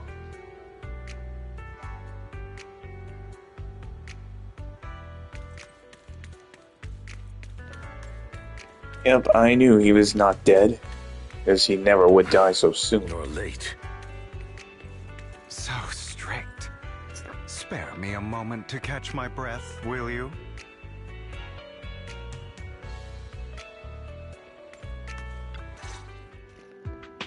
Taking longer to rest than I expected. Lycon, you think too highly of my physical capabilities. Well, thank you for your cooperation. I must say, if nothing else, at least your acting skills have improved. Why do you look so angry? You should be happy. We pulled that off together with flawless teamwork and managed to fool everyone. Drop your foolish facade. I'm glad you still remember the code we set all those years ago. And thank you for ensuring your sleight of hand didn't deteriorate. Oh, right. I should also thank the blood bag hidden in my clothes and our other props. Do you remember when we last used this trick? It was probably ages ago. Sometimes I really don't understand you. Have you never thought about what the consequences would be if I didn't understand your code? If I decided against helping you? Or if I just couldn't control my strength properly? You'd understand it. Of course, if things really did go awry, I had alternative plans. You wouldn't be so arrogant as to think I'd bet everything on you, would you? You're insane. Aw, I'm flattered. So what exactly is the purpose behind all this? Surely after going to such great lengths to erase your own existence, you don't just plan to hide here and reminisce about the past with me. Don't try to brush this off. I've already helped you enact your plan. Tell me the truth. Don't get your tail in a twist. I have more plans that require your assistance, so naturally I would not hide anything from you. Simply put, as things stand, whether as Hugo Vlad or as Mockingbird, I am doomed to die. Seems you've made quite a few enemies. As a member of the Ravenlock family, I negotiated with Edmund and managed to obtain resources from Tops for my future plans. I also confirmed what attitude they held toward your master, the Mayflower family. Meanwhile, I used my identity in Mockingbird to strike a deal with Hartman and gather information on their collaboration with the remnants of the Exaltists. That's where I got my intel on what Bringer left. Oh, by the way, the crime declaration letter that your dear mayor received, that was also sent by yours truly. He's probably figured that out by now, right? Though I'm not sure if he told you. The mayor learned about the sacrifice attacks through his own means, but lacked an opportunity to take action. That warning letter was precisely what he needed. You aren't hopeless yet. How delightful. In short, I'm more well-informed than your lot because I get around, dealing with all these different important figures. But of course, it comes at a cost. It's only fair. After all, you can't hide the smoke from a wildfire. Rather than trying to carefully tame it and risk setting yourself alight, it's better to let it burn free. When I helped you put on your little act, killing you in front of everyone, you left the sacrifice core to Hartman. That was intentional too, then? Oh, yes. And it worked like a charm, didn't it? Now no one cares for me anymore, and all eyes are on Hartman. A perfect situation for keeping the Ravenlock family in check while dealing a cutting blow to the Exaltists behind them. Another crucial point is Vivian and Phaethon. I must sever any ties they have with me or Mockingbird. Although I feel bad for Phaethon about what happened, but it had to be done. That's the only way they would be safe, allowing the plan to continue. I noticed that you never turned your blade toward Master Proxy. So, those words you said back then were also... I will bloody my hands. I will carry the weight of my sins. I will become the Abyss. Obviously, it was all an act. My acting has always been impeccable, as you know. Hugo, you're taking such a tremendous risk. Why? Would you believe me if I said it's for justice? But unfortunately, it's not. I want revenge on the Ravenlock family. And I will make sure that despicable excuse for a human being, Hartman, suffers a slow, torturous end. Of course, I also promised Vivian that I would help her investigate the whole thing with the Exaltists. That's all. You don't look too good. Is it your wounds? No.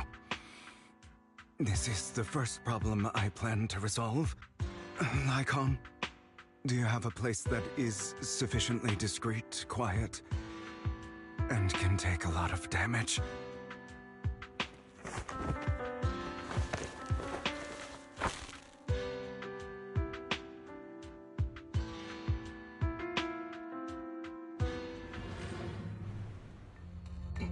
What exactly are you doing? Don't look at me like... If I didn't have to do this, I wouldn't. Hartman recently...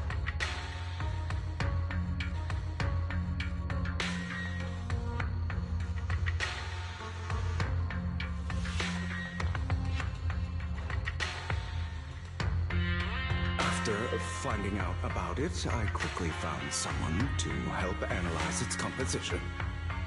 The good news is he gave me a very low dosage, perhaps because he was afraid I might notice. There's a different medication that can delay its onset, preventing me from actually being under his control. I simply need to put on a show in front of my dear uncle. The bad news is that currently there is no antidote. I delay those effects, however. They will accumulate and erupt when my body reaches its limit. It may even break my mind. And that's exactly what's happening now. I need to endure those accumulated consequences. So, I will lock myself in this room for however long that takes. I've tied my limbs to prevent me from smashing this place or accidentally hurting myself. Anyway, after you leave, do not open this door, no matter what you hear. I recommend seeking professional medical assistance. This is advice I received from a doctor. Or are you saying you don't believe I can make it? So, Nikon, come find me here at the scheduled time. All you need to do is smile and await my victory. What if I want to stop you? You know you won't succeed. You never have. And you never will. Well, time is short. Let's begin. I understand. Don't die, you stupid bastard.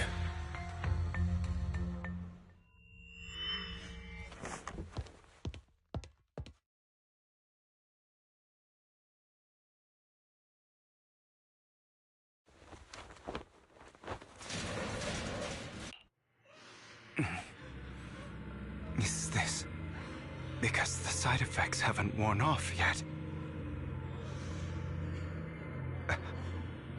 Lycon's late.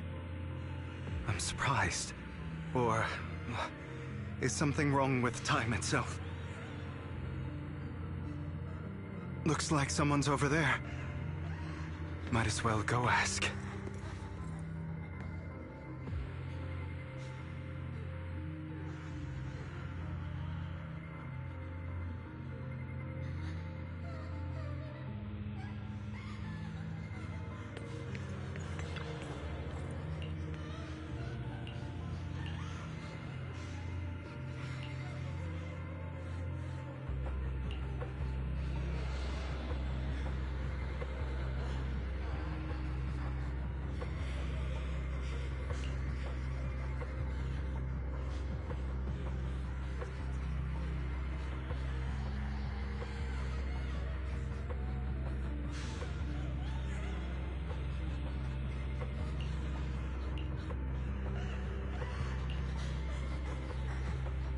It's all your fault. I wish I had never given birth to you!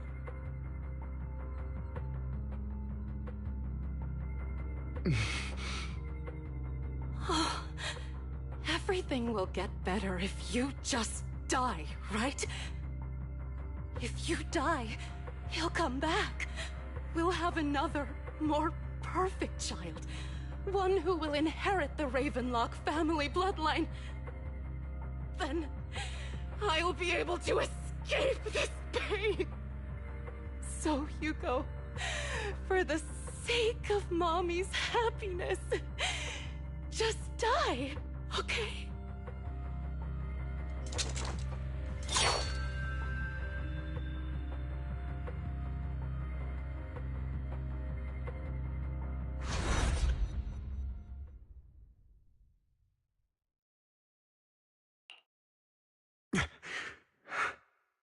So, I wasn't awake yet after all. That's because you don't want to wake up again. Who are you? I am you. Hidden deep within your heart. Your most true self. You want to kill her, don't you? Your so-called mother. Every time she beat you without reason, when she tried to gouge out your eyes, when she sold you into that hell, laughing all the while. You wanted to be the one to end her life. Why not admit your hatred? As you are, you can hunt her down and make her pay for the living hell of a childhood she made you suffer. Yes, I hate her. I hate her because she was foolish and shallow, greedy and stupid. I hate her because she doesn't deserve to be a mother. She did everything she could to try and get into the Ravenlock family, believing she could live a life of luxury without having to do anything and never realizing she was a pawn, discarded from the very beginning. So she chose to blame me. Blame me for my heterochromia. Blame me for my very existence. But I won't kill her, because I know it won't change anything. She was incapable of loving me, just as she is incapable of loving herself. Have you been brainwashed by that dog? The act of being some magnanimous and forgiving fool? Don't compare us with anyone else. She sold you to the Ravenlock family for a huge sum of money. She used that money to start a new life without you. While she was indulging herself, you were going through hell in the Ravenlock Manor. Does it not torment you? Do you not feel the hatred? Do you not want to demand answers? Kill her. Only by killing her can you be truly free. For a long time, I thought the same way. But now, well, I want to make a different choice. Stop lying to yourself. You never had a choice. This weak-minded thinking will only lead you to failure. Like before, you'll be nothing but a worm, trampled into the dirt by those so-called elites. Do you still not get it? This is how the world is, and always has been. Hesitate and you'll be the victim. If you don't grab your knife first, you'll end up being on the other end of the blade. If you want to change anything, you must first become the one who makes the rules. Just like that woman. The only reason she could treat us that way was because we were weak. So listen to me. Find that woman, kill her, and prove to this world your strength. It's what she deserves. Why forgive them? They don't deserve it. I'm not forgiving them. Or rather, I don't care about them. They don't even matter, at least not yet. You know, perhaps the person I hate the most, the one I truly cannot forgive, has never been someone else, but rather my weak, powerless past self who could do nothing but hide inside a closet and cry. I hate myself for having neither the strength nor the courage to resist.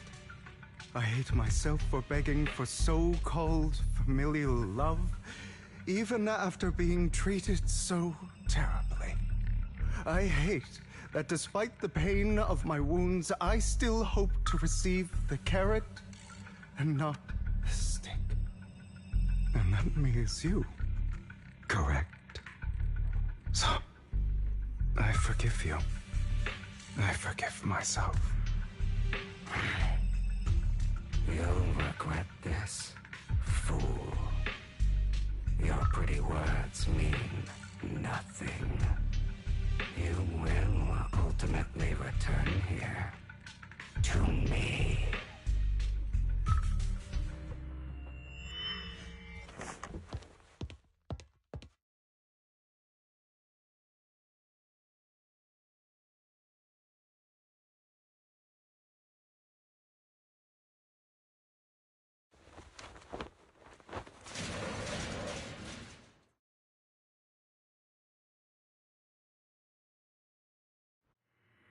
I see. This is still an illusion. I wonder who's going to show up this time.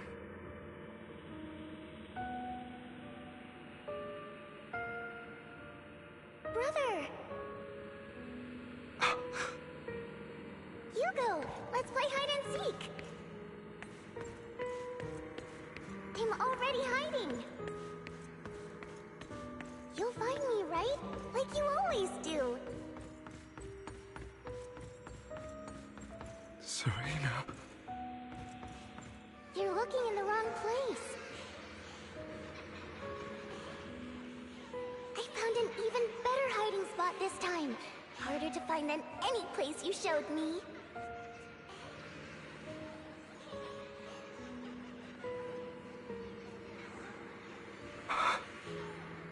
Hey, Hugo. Do you ever wonder why I had to die? It was because of me. That's right. It was because of you. It's all your fault. If only you didn't exist, I wouldn't have had to suffer.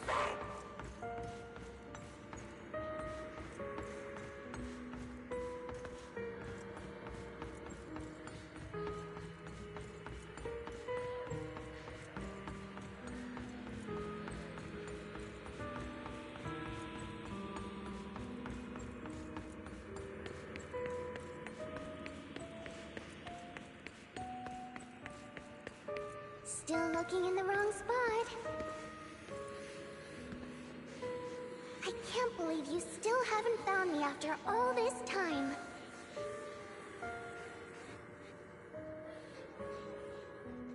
Have you forgotten about me?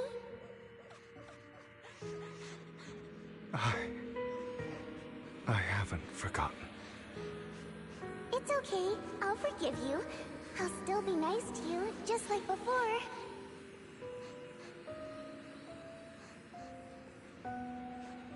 I was the only one who was ever nice to you, wasn't I? Yes. Then tell me, why do good people always suffer? Why is kindness always punished instead? Tell me, Hugo, why?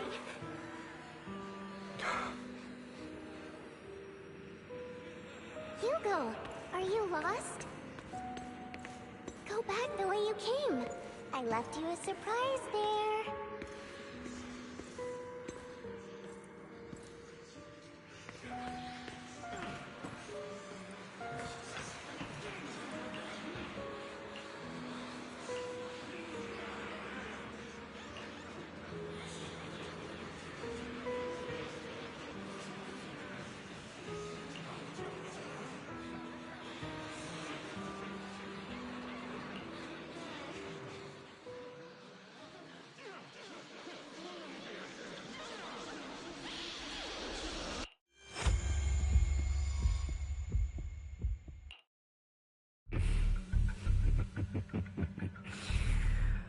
I told you that you would eventually return.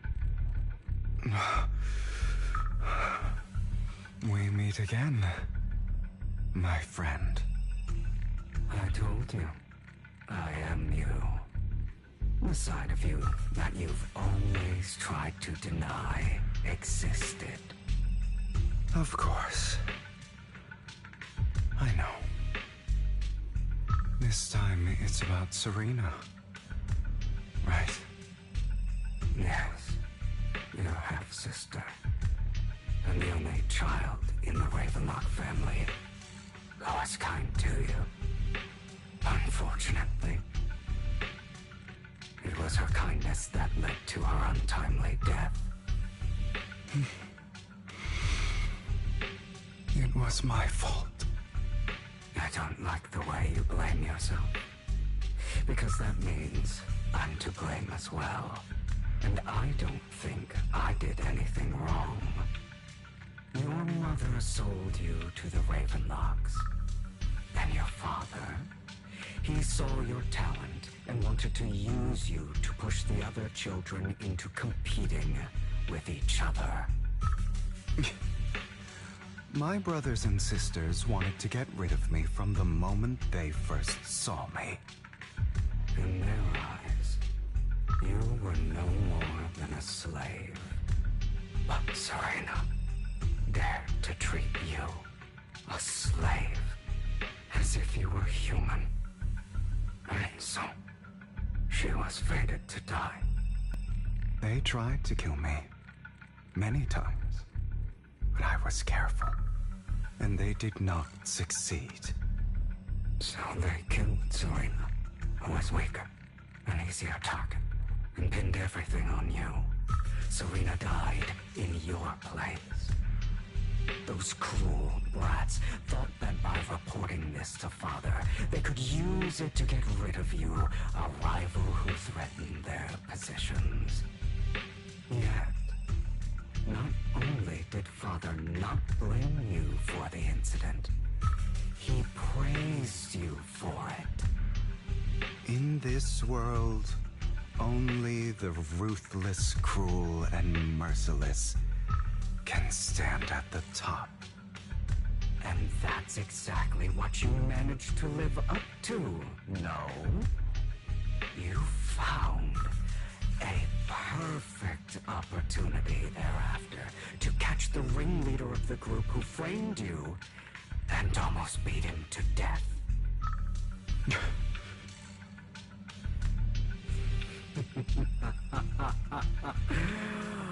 Oh, you should have seen the expression on your face back then.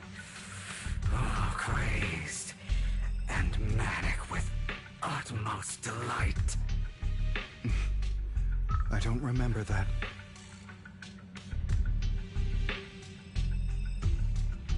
Here you go again. Trying to deny your desires. Deep down inside, you've always wondered. Asking yourself why these evil people never got the punishment they deserved. Why the world is so unfair. Don't you want to rip them to shreds? Just like that day when you beat that boy's face into the dirt until he was barely recognizable. His disgusting blood staining your fists. Recall your exhilaration, your cathartic release of rage, that outpour of hatred. That victory belongs to you. You deserve it. Those brothers and sisters of mine are all dead. I cannot take revenge against the long deceased. They died by Hartman's hand. Dying in the power struggle to become the Ravenlock family's heir, rather than by our scythe.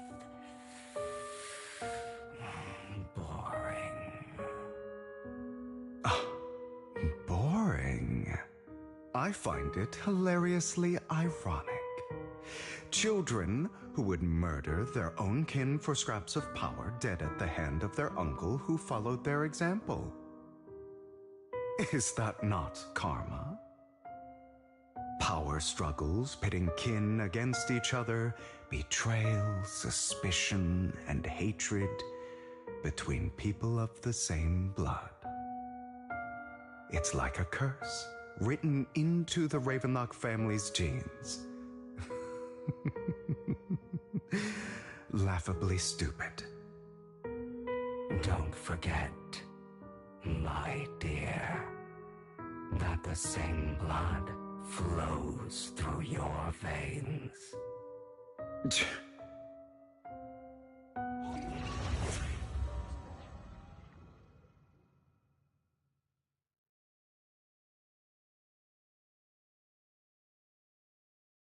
That's right, my dear nephew. No matter how much you deny it, The blood of the Ravenlock family flows through your veins. Survival of the fittest. Only the strongest deserve to live. Only the strongest deserve to rule. This is the path of success that has led the Ravenlock family to victory countless times. A blessing and a curse etched into your flesh and blood. As long as you live, you'll never escape the mark of family. You are destined to one day become someone like me, like your father.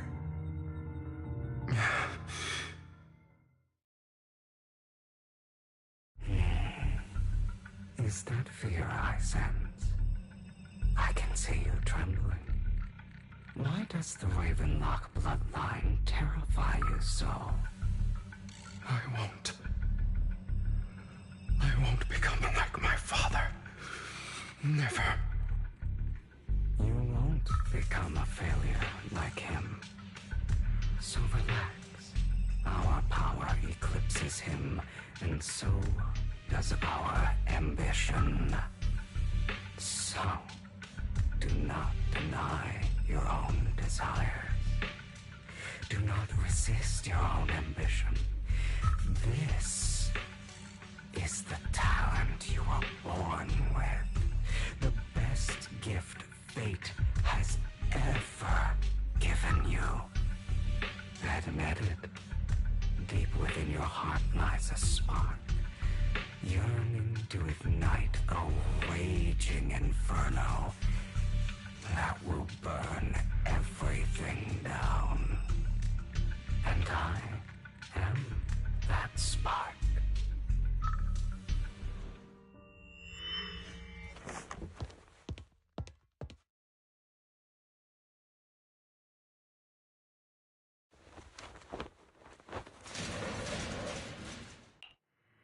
Lygon.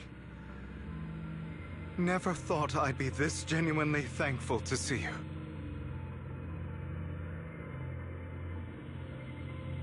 Seeing you means this never-ending nightmare is finally over, right?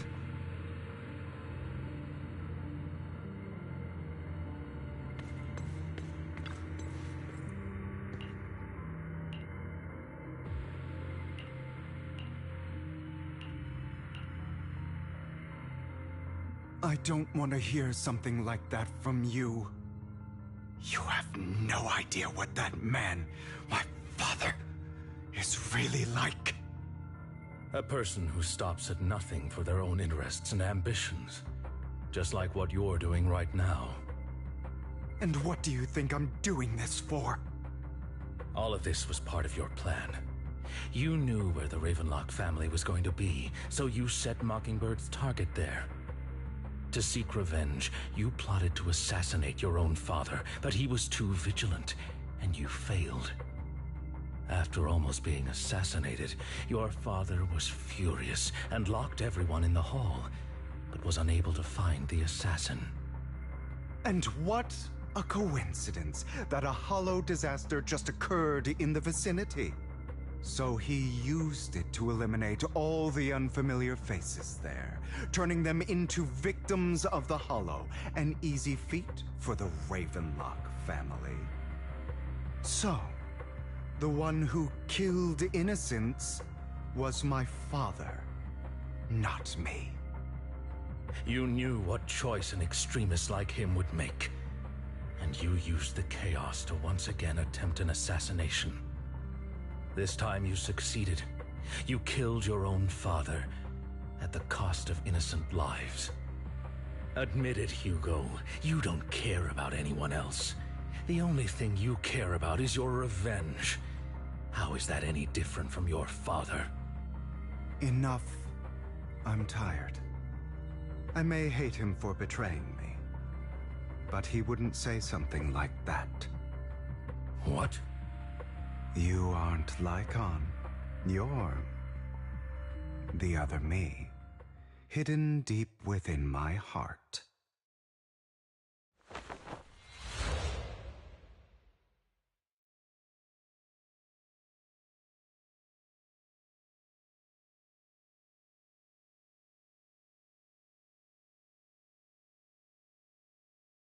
I've been waiting for you, my dear.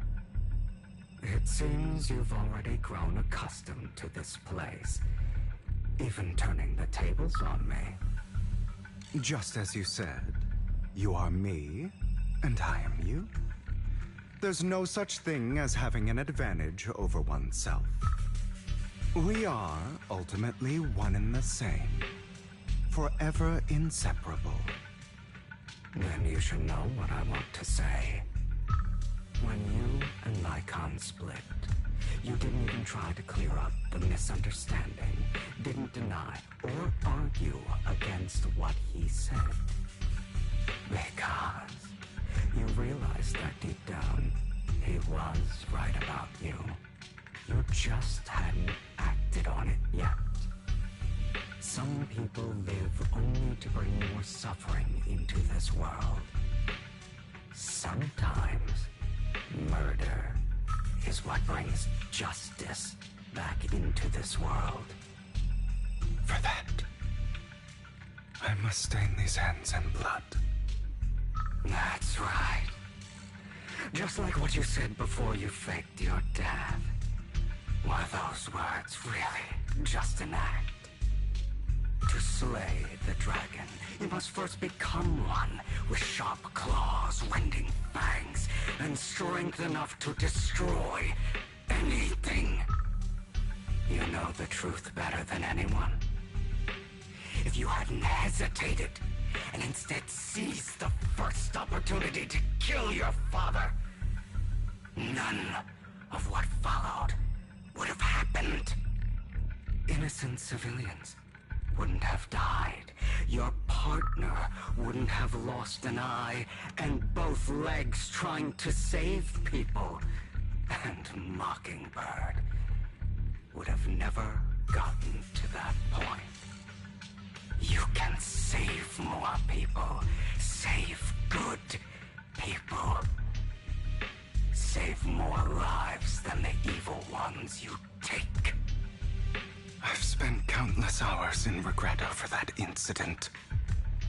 So why not submit to your true nature? You want to be the judge, jury, and executioner of this world. And you can. I wasn't responsible for Father's death. The true mastermind is my uncle, Hartman. His schemes to kill the head of the family were all so he could take control. Mockingbird was simply unlucky enough to get caught up in it. So, for a behemoth like the Ravenlock family, with its roots so deep, a single person's death, regardless of who that person is, wouldn't change anything. Of course, whether it's Tops, the Mayflower family, or even the entire world, it's actually all the same. I refuse to be dragged down by pointless hatred any longer. You foolish, stubborn idiot. Do you understand the power of hatred? Have we not come this far precisely because of it? Or are you going to follow Lycon and Jack's twisted logic? Come on. You don't actually trust anyone? Otherwise, why would you hide this whole scheme of faking your death from them?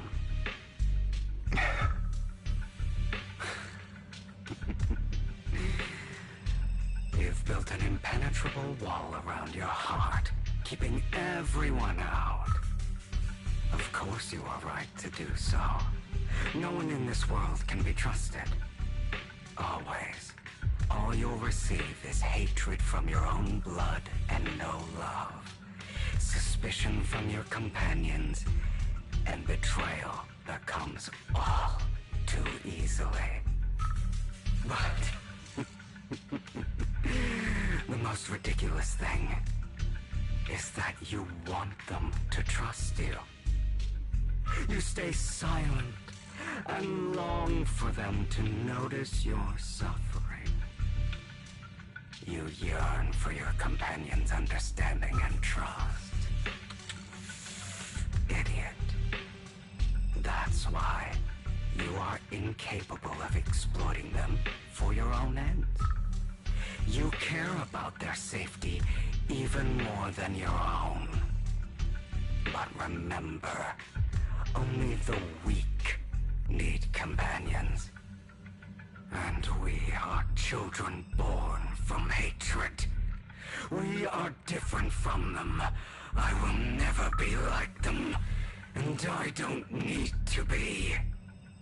Come. Let me show you what powers we can wield. But you are me. And I'll never lose to myself.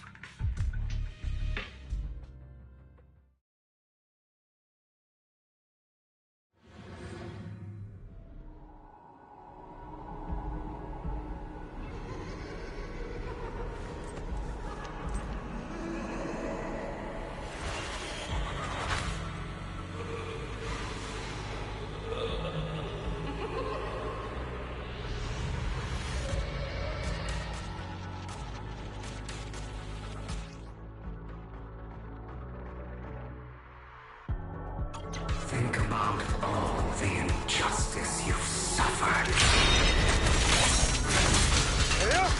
If you choose to forgive, you're betraying yourself. You know that. Letting you consume me would be the real betrayal to myself.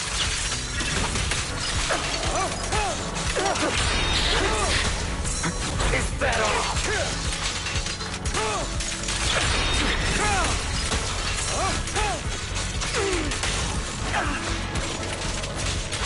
You're just afraid to admit it.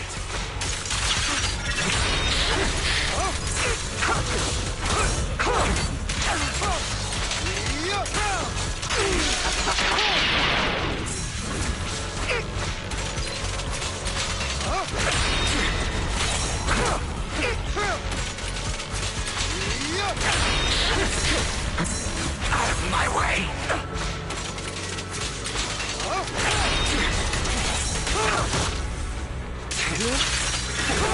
You're too scared to face your true self and what you truly desire.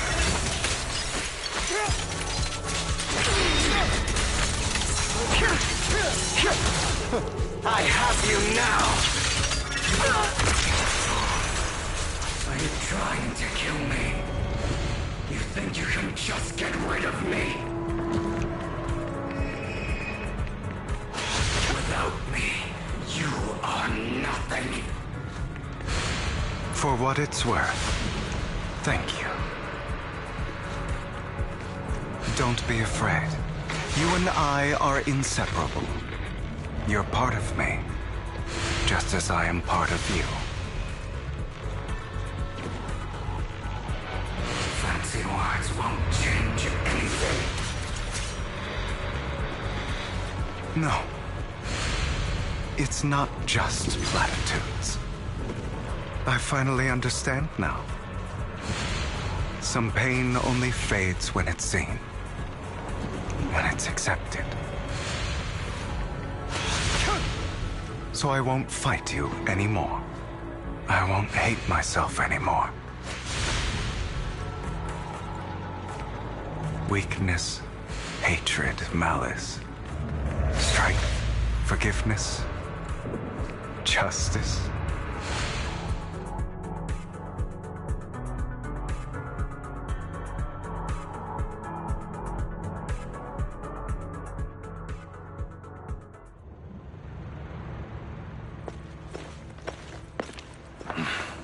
Hugo, it's time.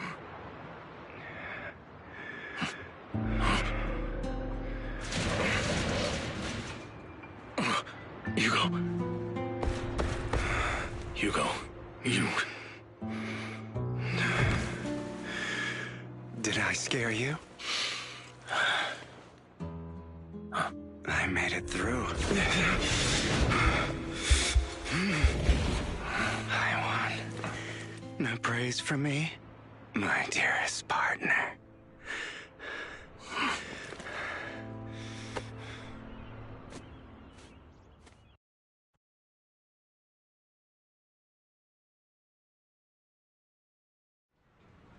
This is just like what I saw in my dream. I guess there are still some lingering side effects.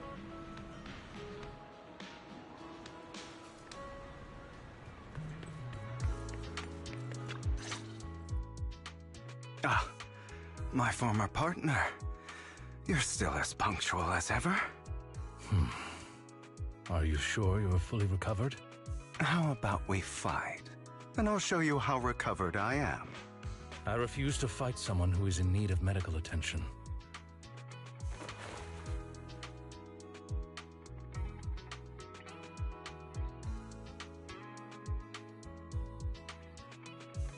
How thoughtful. I'm touched. Or perhaps is this simply part of Victoria Housekeeping's professional care? I'd rather you not starve to death.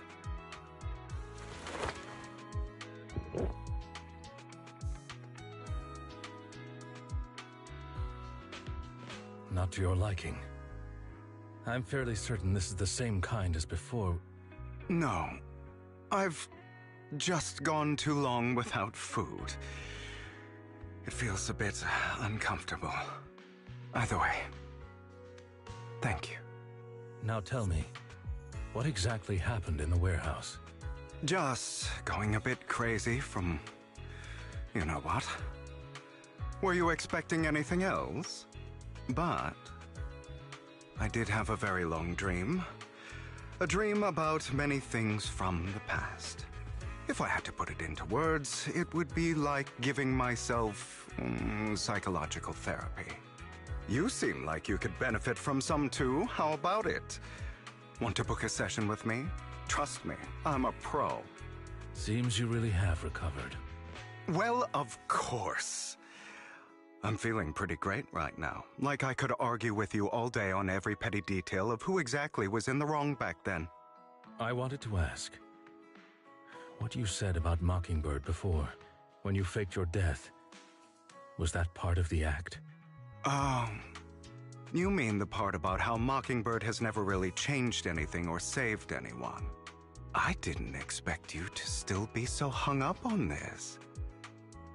Interesting.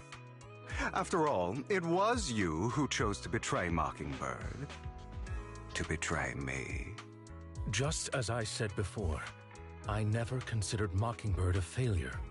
Perhaps Mockingbird deviated from its origins, but it has its value. You shouldn't reject the things you've done. Or Mockingbird. I have contemplated this before. Yes. Mockingbird has helped some people and has genuinely managed to cause trouble. For those who abuse their positions of power for evil. Yet those in high positions still possess immense resources, and the people we helped remain destitute and suffering, willing to become slaves to those in power for scraps. But just as you said, even if what we did was childishly idealistic and flawed, as little as we actually achieved, even the slightest change is by no means meaningless. Nothing holds more value to me than Mockingbird.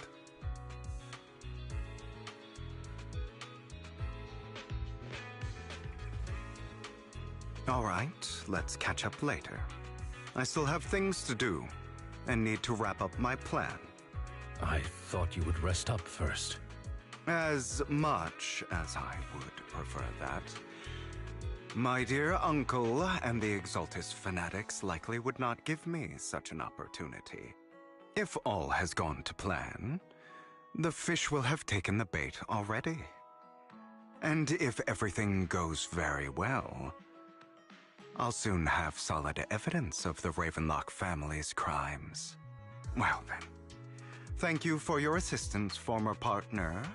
Let's part ways here. I'll go with you. Lycon, surely you don't think that because I just recovered, I'm too weak to deal with those useless fools. Hartman's actions will disturb the safety of New Eridu. As I serve the mayor, I should intervene. Very well. Whatever. Let's go. And don't slow me down.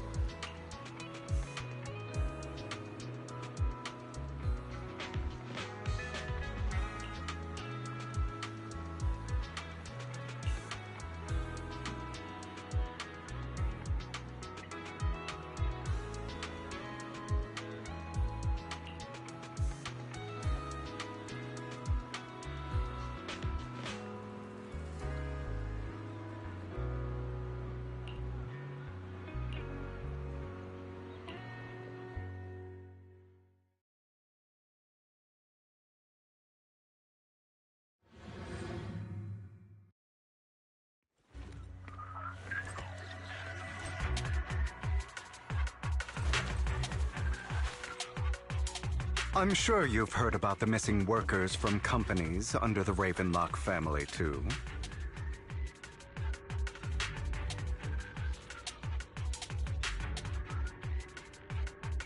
I know where they are.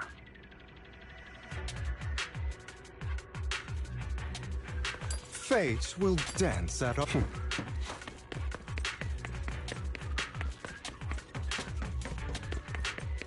Those are Ravenlock's men.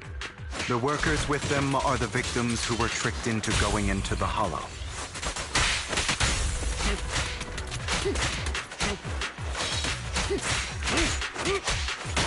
Oh, what a cool... Come on, let's get them out of here.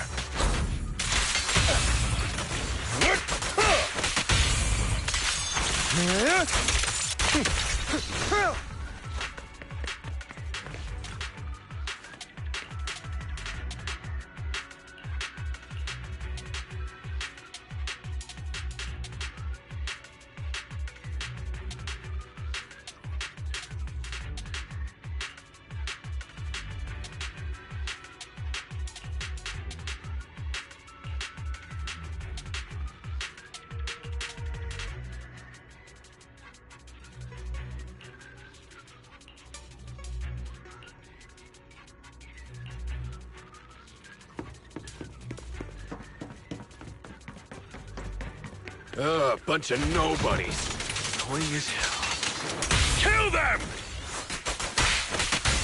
You're welcome to try.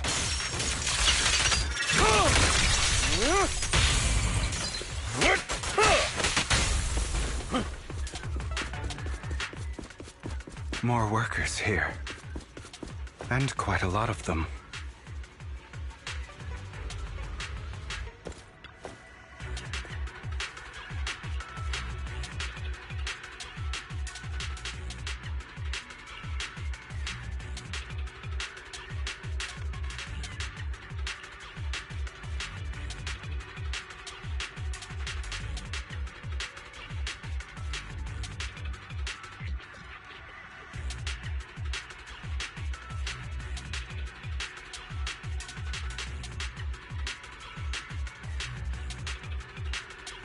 Is Hartman behind this, too? Of course. He threw them into the Hollow like offerings for the Exaltists. To him, those workers are just another resource, no different from the ether his company mines in the Hollow.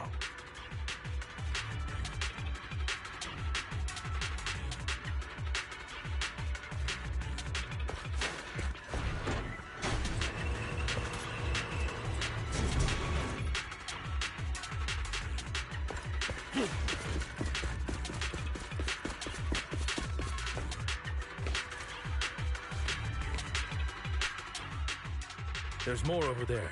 Let's hurry. It's different this time. Don't rush in. Let's listen in on what they're saying first. I still need more direct evidence to ensure the plan is absolutely foolproof. The compensation you promised, it's all real, right? All we have to do is follow you into the Hollow for some simple tasks, and you'll give us a huge sum of dennies. Sounds real suspicious. Shut your trap. You keep yapping and asking questions. If this is all so suspicious, why were you so eager to sign up for it? Because I don't have a choice. My daughter was previously caught in the Hollow disaster and suffered severe corruption. The treatment costs have completely drained our family's savings. So that's why... It's the same for me. A serious illness at a senior age. I need the money. Who would risk taking a job like this unless they were desperate? I'll do it. No matter how suspicious. As long as I can get paid, I'll do anything. Even risk my life.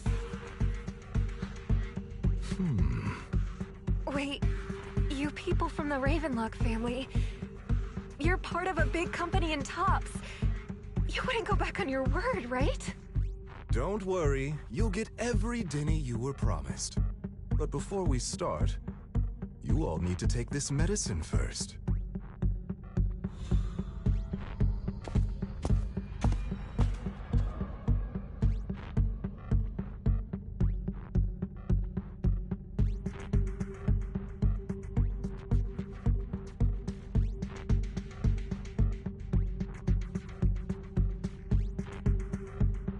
Bro, should we really be doing this already?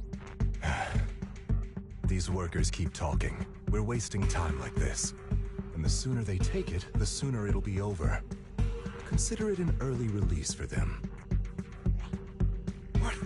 You didn't say anything about having to take pills before. Look, this is good stuff, all right? It'll increase your ether aptitude. There's tons of people who'd kill for something like this.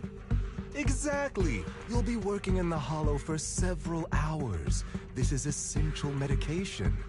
You have to take it before we continue. If you refuse, then you can forget about the job. Of course, you won't receive the compensation either.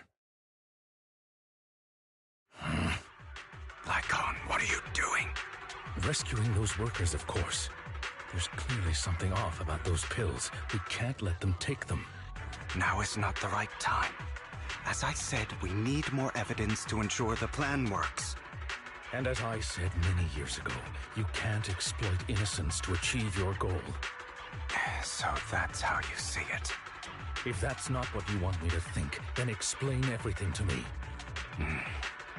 All right. It's a little complicated, but simply put, these workers will be fine. Of course, it's your choice to trust me or not. But if you try to rush in, I will stop you. I trust you.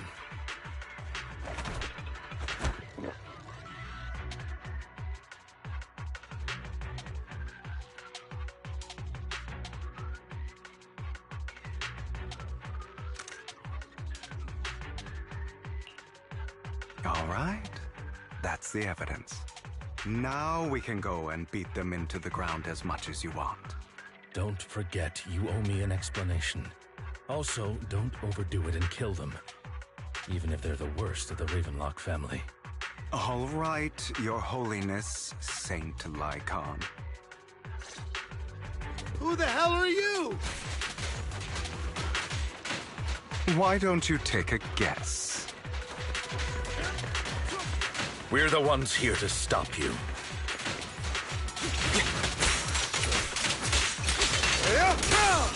Can't remember the last time we worked this well as a team.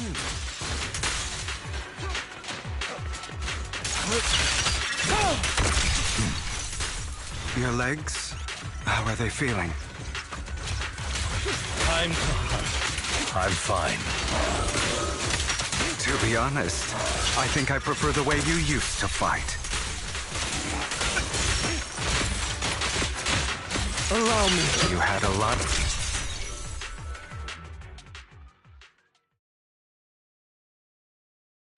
Damn it! Who the hell are you? How dare you mess with the Ravenlock family? Ravenlock. Savor the name while you can, for it will soon cease to exist. What's that supposed to mean? It means exactly what I said. I think this might be good for you. Sever your ties while you can. You still have a chance to walk your own path.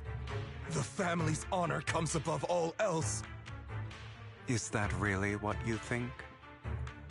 I saw the compassion on your face just now. You're not from the main family, right? That's why you were assigned to these trivial tasks. But in reality, there's no need for you to keep playing this boring game for them. I don't have a choice. From the moment I was born into the Ravenlock family, You always have a choice, if you're willing to act. All right, let's end the small talk here.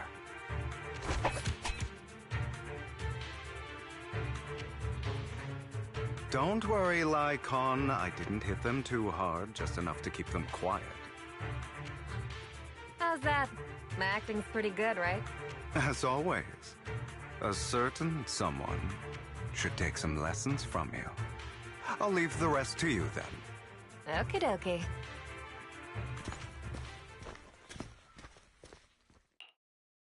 Okay, now can you tell me exactly what's going on here? As you can see, that worker just now was actually an informant of mine. The pills were swapped out with vitamin tablets. Outside of this batch, some workers have already taken the actual substance Hartman has. But rest assured, the antidote for it is already in development. I found the best in the field to help, and with the data I collected before, we should have results soon. I wanted to ask. The reason you decided to lock yourself in a room and endure the effects of the drug, besides getting evidence, it was also to collect data on this drug in order to create an antidote, correct? It seems you're not completely beyond hope. I thought you were just being stubborn. Sometimes I wonder if you know me at all. Then, I have one last question.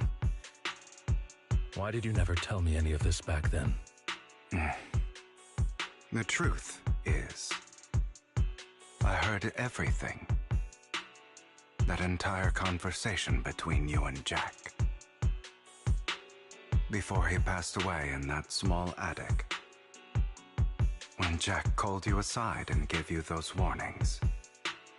When he told me you might go down the wrong path. That's right. You never said anything. What would I even do? Scream and rage over your suspicions, or get on my knees and beg for you to trust me? You know there's no way I'd allow myself to do such a thing. Besides, back then, even I was confused about myself. Jack, It's all in the past. You don't need to explain anything to me. Enough. We should get going. If we're going to reminisce over the past, we should find a more suitable location.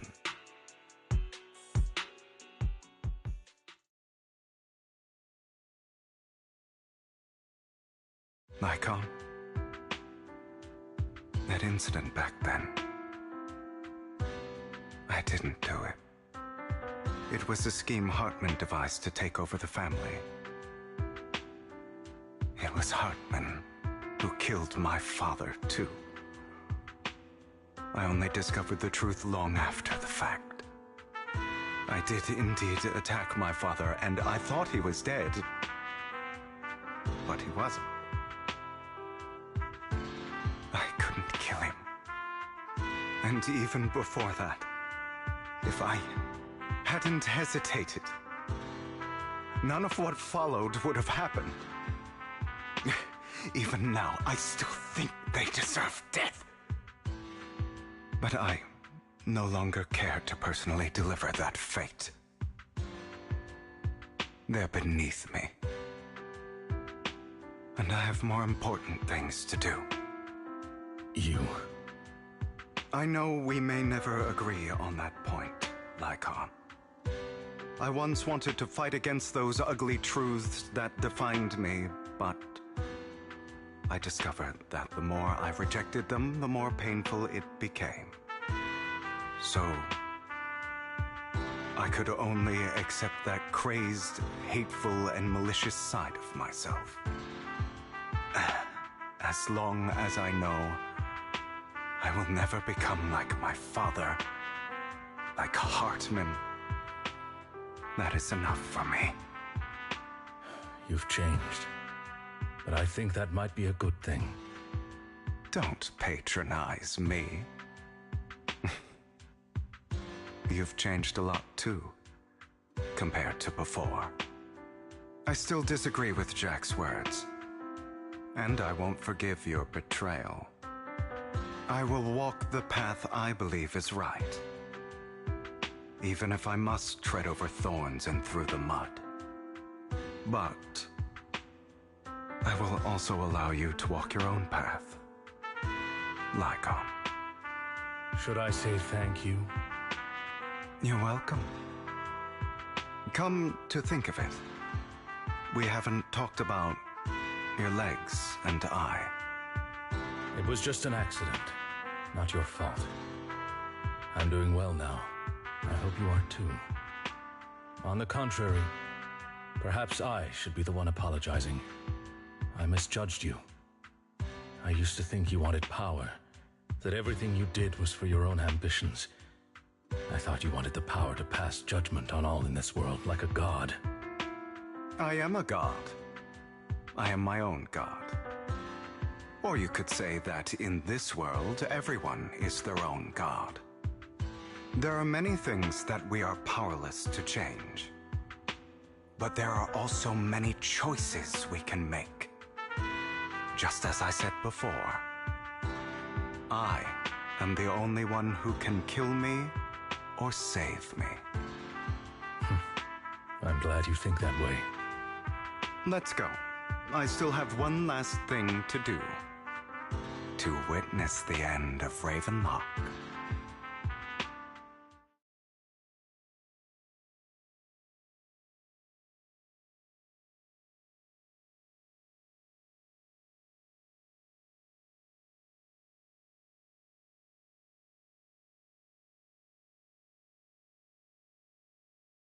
You really think you can take my place if I die? Never, you filthy bastard! Your little tricks mean nothing. As long as the Ravenlock family stands, I can still get back on my feet. You still don't get it, do you? This was never about avenging my father. And I don't care about taking your place. I didn't come this far just to kill you. That'd be pathetic. Right on cue. Why don't you take a look at this, Uncle?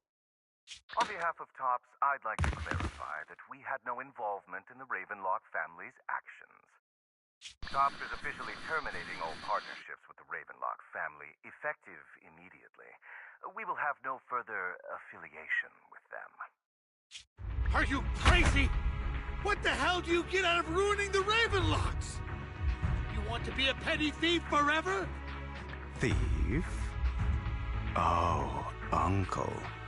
Allow me to reintroduce myself. I'm the name people whisper about.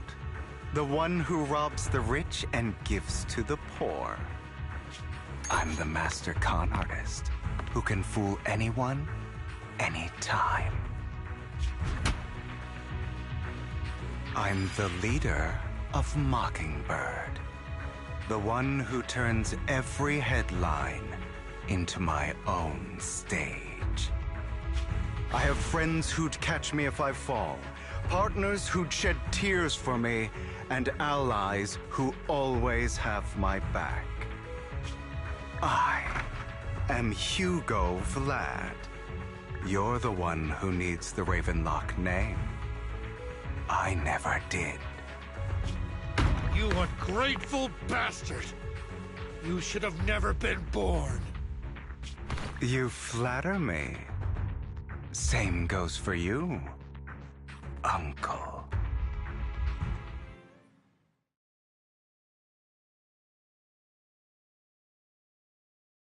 You've done well, Vivian. You had better give me an explanation.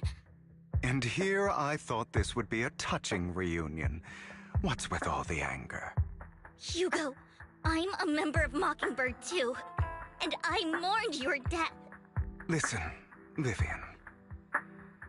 I don't want you or the people you cherish to get caught up in danger because of me. I've always been selfish, so I don't hesitate to use you all as variables in my plans. But it is because I am selfish that I also don't want my failures to affect my treasured companions. In any case, if you were in the same position, would you not make the same decisions? Lycon's taking care of everything outside. We should go. Also, Belle, thank you. And I'm sorry for the whole act where I threatened you. It was the only way for Hartman to drop his guard against you and leave you be.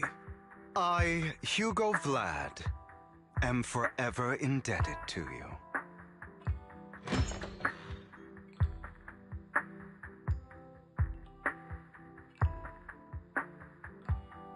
Master Proxy, although it is late, there is some important intel that I must give you now.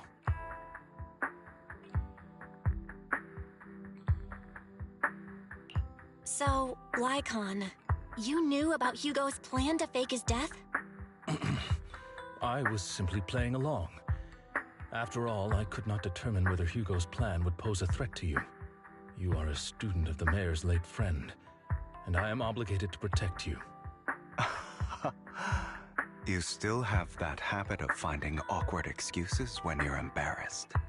Mr. Hugo Vlad, if you have any important intelligence to share, please do so with haste. I need to return to rest before midnight.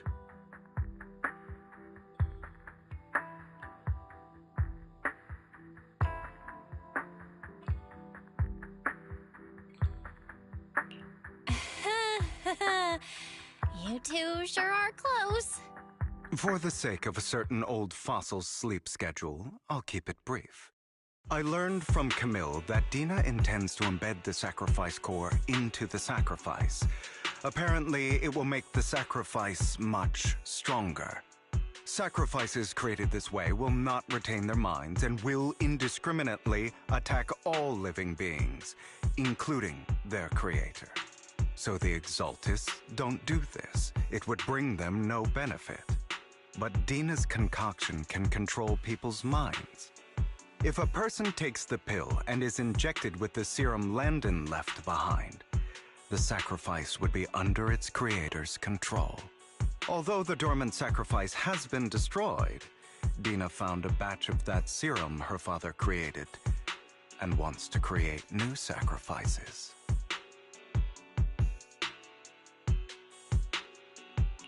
Never mind the sacrifice. Hartman's sacrifice core is a fake. We don't know where the real one's gone. The real core has always been here. Here? In Lord Phaethon's video store? Vivian, do you remember when I suggested you give that collectible to our dear proxy? I remember.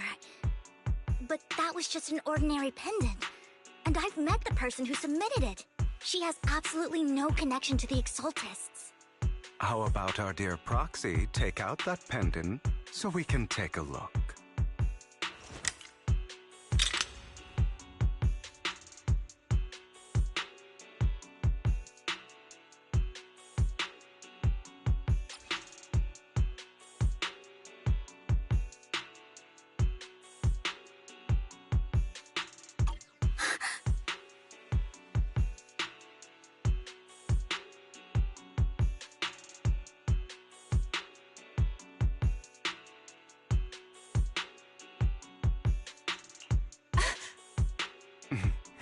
I'll take your surprised expressions as a compliment for my little trick.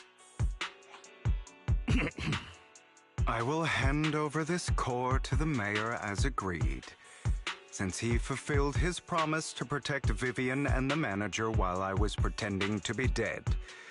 I won't go back on my promises. No wonder the mayor would promote rhetoric favorable to Mockingbird. I can't believe I thought he was actually being sincere.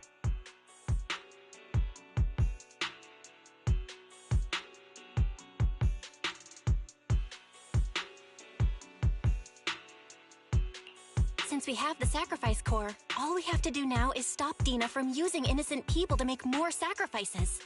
Yes, and we need to destroy the last batch of Landon's serum.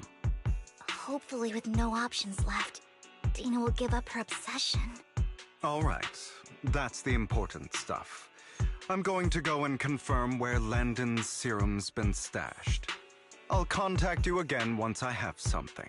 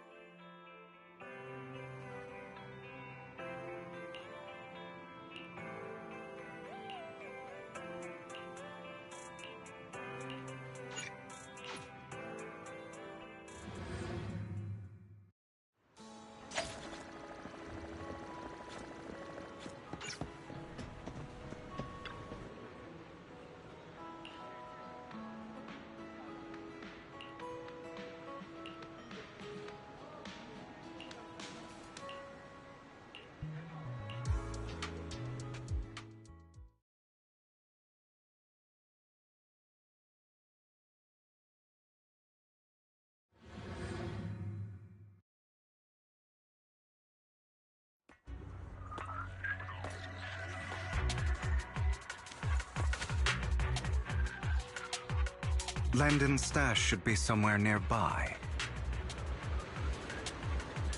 I did some digging. Some of the missing... Don't touch me. Don't worry, we'll clear them out.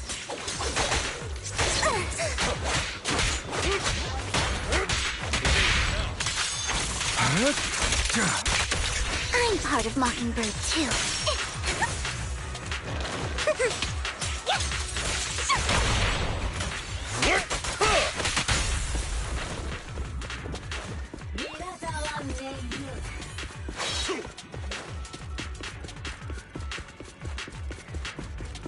They're trying to destroy the goods! Stop them!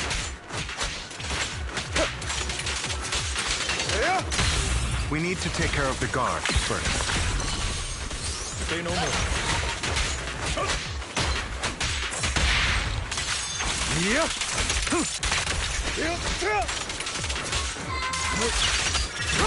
Some of the serum is stored in this warehouse. Oh my.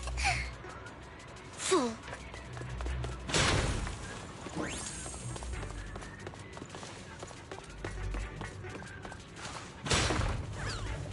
You're not taking anything from here. Move. Hugo, get the guards first. My turn.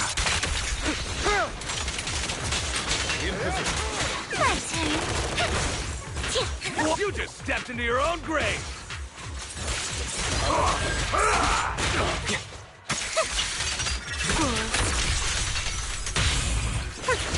Boring opponent.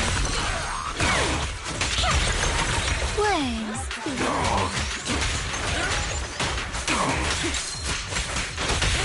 I'll write the ending to your nightmare. Where are you looking?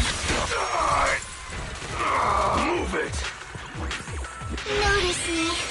Lure me.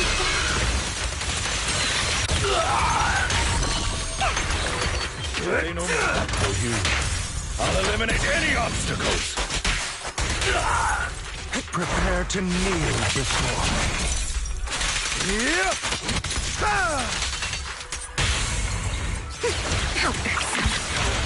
Don't look straight at me.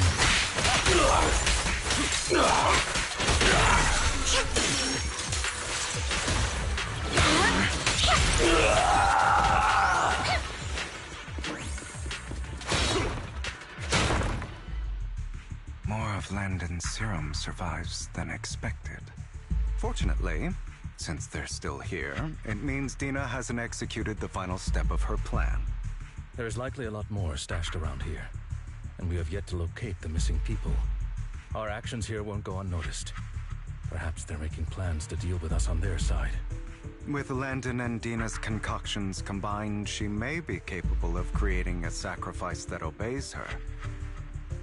If it comes to that, this will get far more troublesome.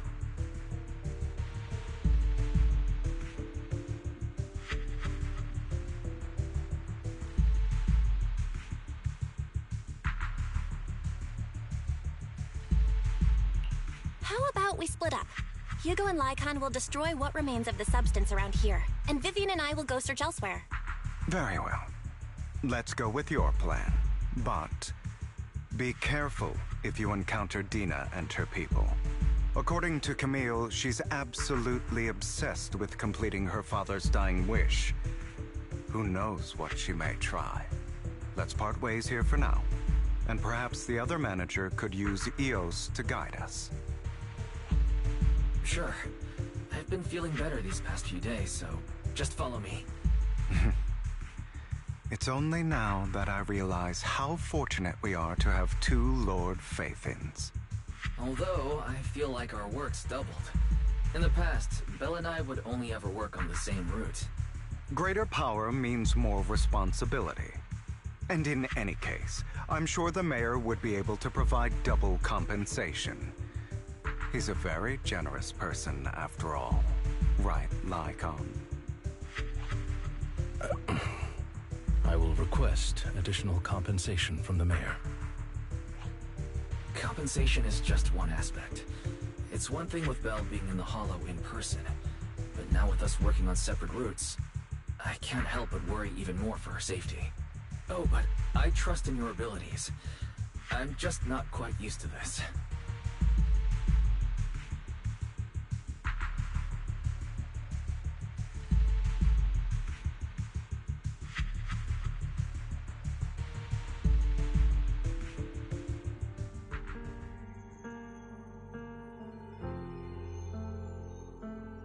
This is the future I saw. Lord Pathan.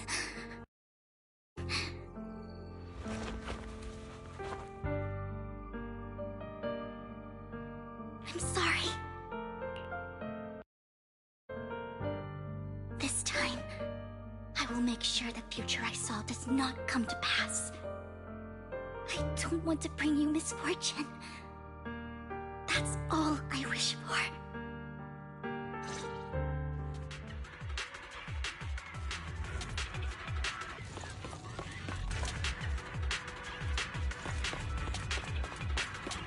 Leave this to me, Lord Phaethon.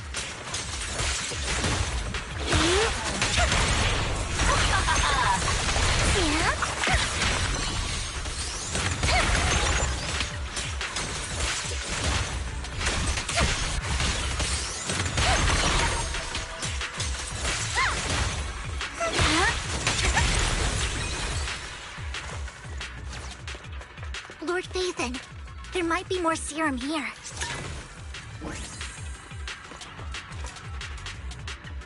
Don't touch me.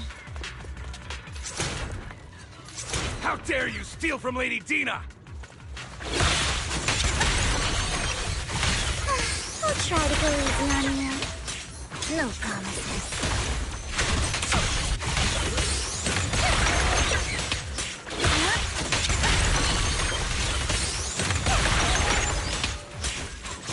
Fool. There are containers by the fissure.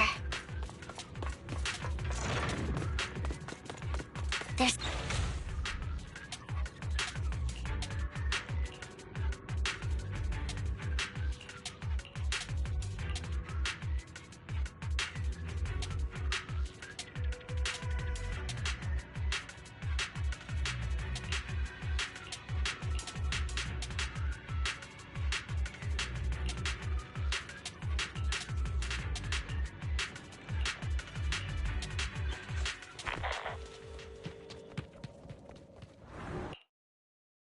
It must have been tough for you to find this place.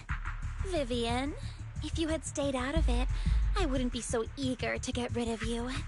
Those people have been taken to safety. You're all out of options. They're just mere test subjects. So what if they get away? There will always be people consumed by greed. And therefore, they will come willingly to me. In any case, what are a few sacrifices in comparison to the completion of Father's grand ambition? Dina, you deceived those people. They didn't come willingly to you.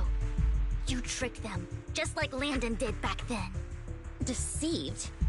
Father gave hope to those who had everything taken from them by the Hollows. Vivian, you once rejoiced at the hope Father offered you, too. Before Father took you in, you were no more than an omen of disaster that no one wanted. It was Father who gave you shelter and a purpose for existing. Do you remember the first time you bestowed a blessing under Father's guidance? How did you feel when that person looked at you with adoration and gratefulness? That was the first time you felt hope. Like your existence had a purpose, right? Don't forget that it was Father who, through what you call deception, gave you hope. And you, what have you done? You basked in Father's attention and everyone's adoration, only to destroy everything. Do you think that by leaving the Exaltists, those people will live better lives? Of course not. Those who suffered under the Hollows will only continue on as walking corpses, without the hope Father gave them. Do you really think you're some sort of savior, Vivian? In the end, you're just an ungrateful brat who brings misfortune to those around her. It was you who destroyed everyone's hope. Not everyone wants to live in false hope, Dina. You say it's because of greed that people willingly become your sacrifices. Perhaps those people aren't entirely virtuous. But that greed is just wanting to live a better life beyond the Hollows. What you and Landon have done was never about giving people hope, but exploiting it. Stop lying to yourself. Deep down, you know what Landon did was cruel. No. Back then, when Landon wanted to inject you with the serum, the fear in your face was as plain as day. I saw it all clearly. If all of this is as righteous as you claim, then why did you make such an expression, Dina? Don't look at me with such pity! Father did nothing wrong. All of this is to make something of the Hollows other than disaster. That's everyone's only hope. Dina, it's not too late to stop. Stop living in this lie. You know what would happen if a sacrifice loses control and escapes the Hollow. It's not the Hollows that are to blame for those people's deaths, but the hope you keep talking about. That will cause more despair and claim more lives. That is merely the necessary sacrifice to accomplish a greater goal. No one deserves to be a sacrifice. Your hypocritical magnanimity disgusts me. I can always go and get more test subjects if they've escaped. And I will be able to replicate Father's serum with enough time. With you gone, I'll be able to complete Father's gift to the Creator and fulfill his last wish. Camille, release the failed subjects. Lady Dina. Camille, are you going to do what you did before? You keep saying you'll follow the Creator, but it's all lies. Lady Dina, the Hollows took my family from me. I understand that there's no way to get back what I've lost. It was Lord Landon who told me that the Creator would guide me. One day, Hollows will no longer be disasters. Everyone will be able to survive inside them. I look forward to the day when this hope becomes reality. I watched you grow up,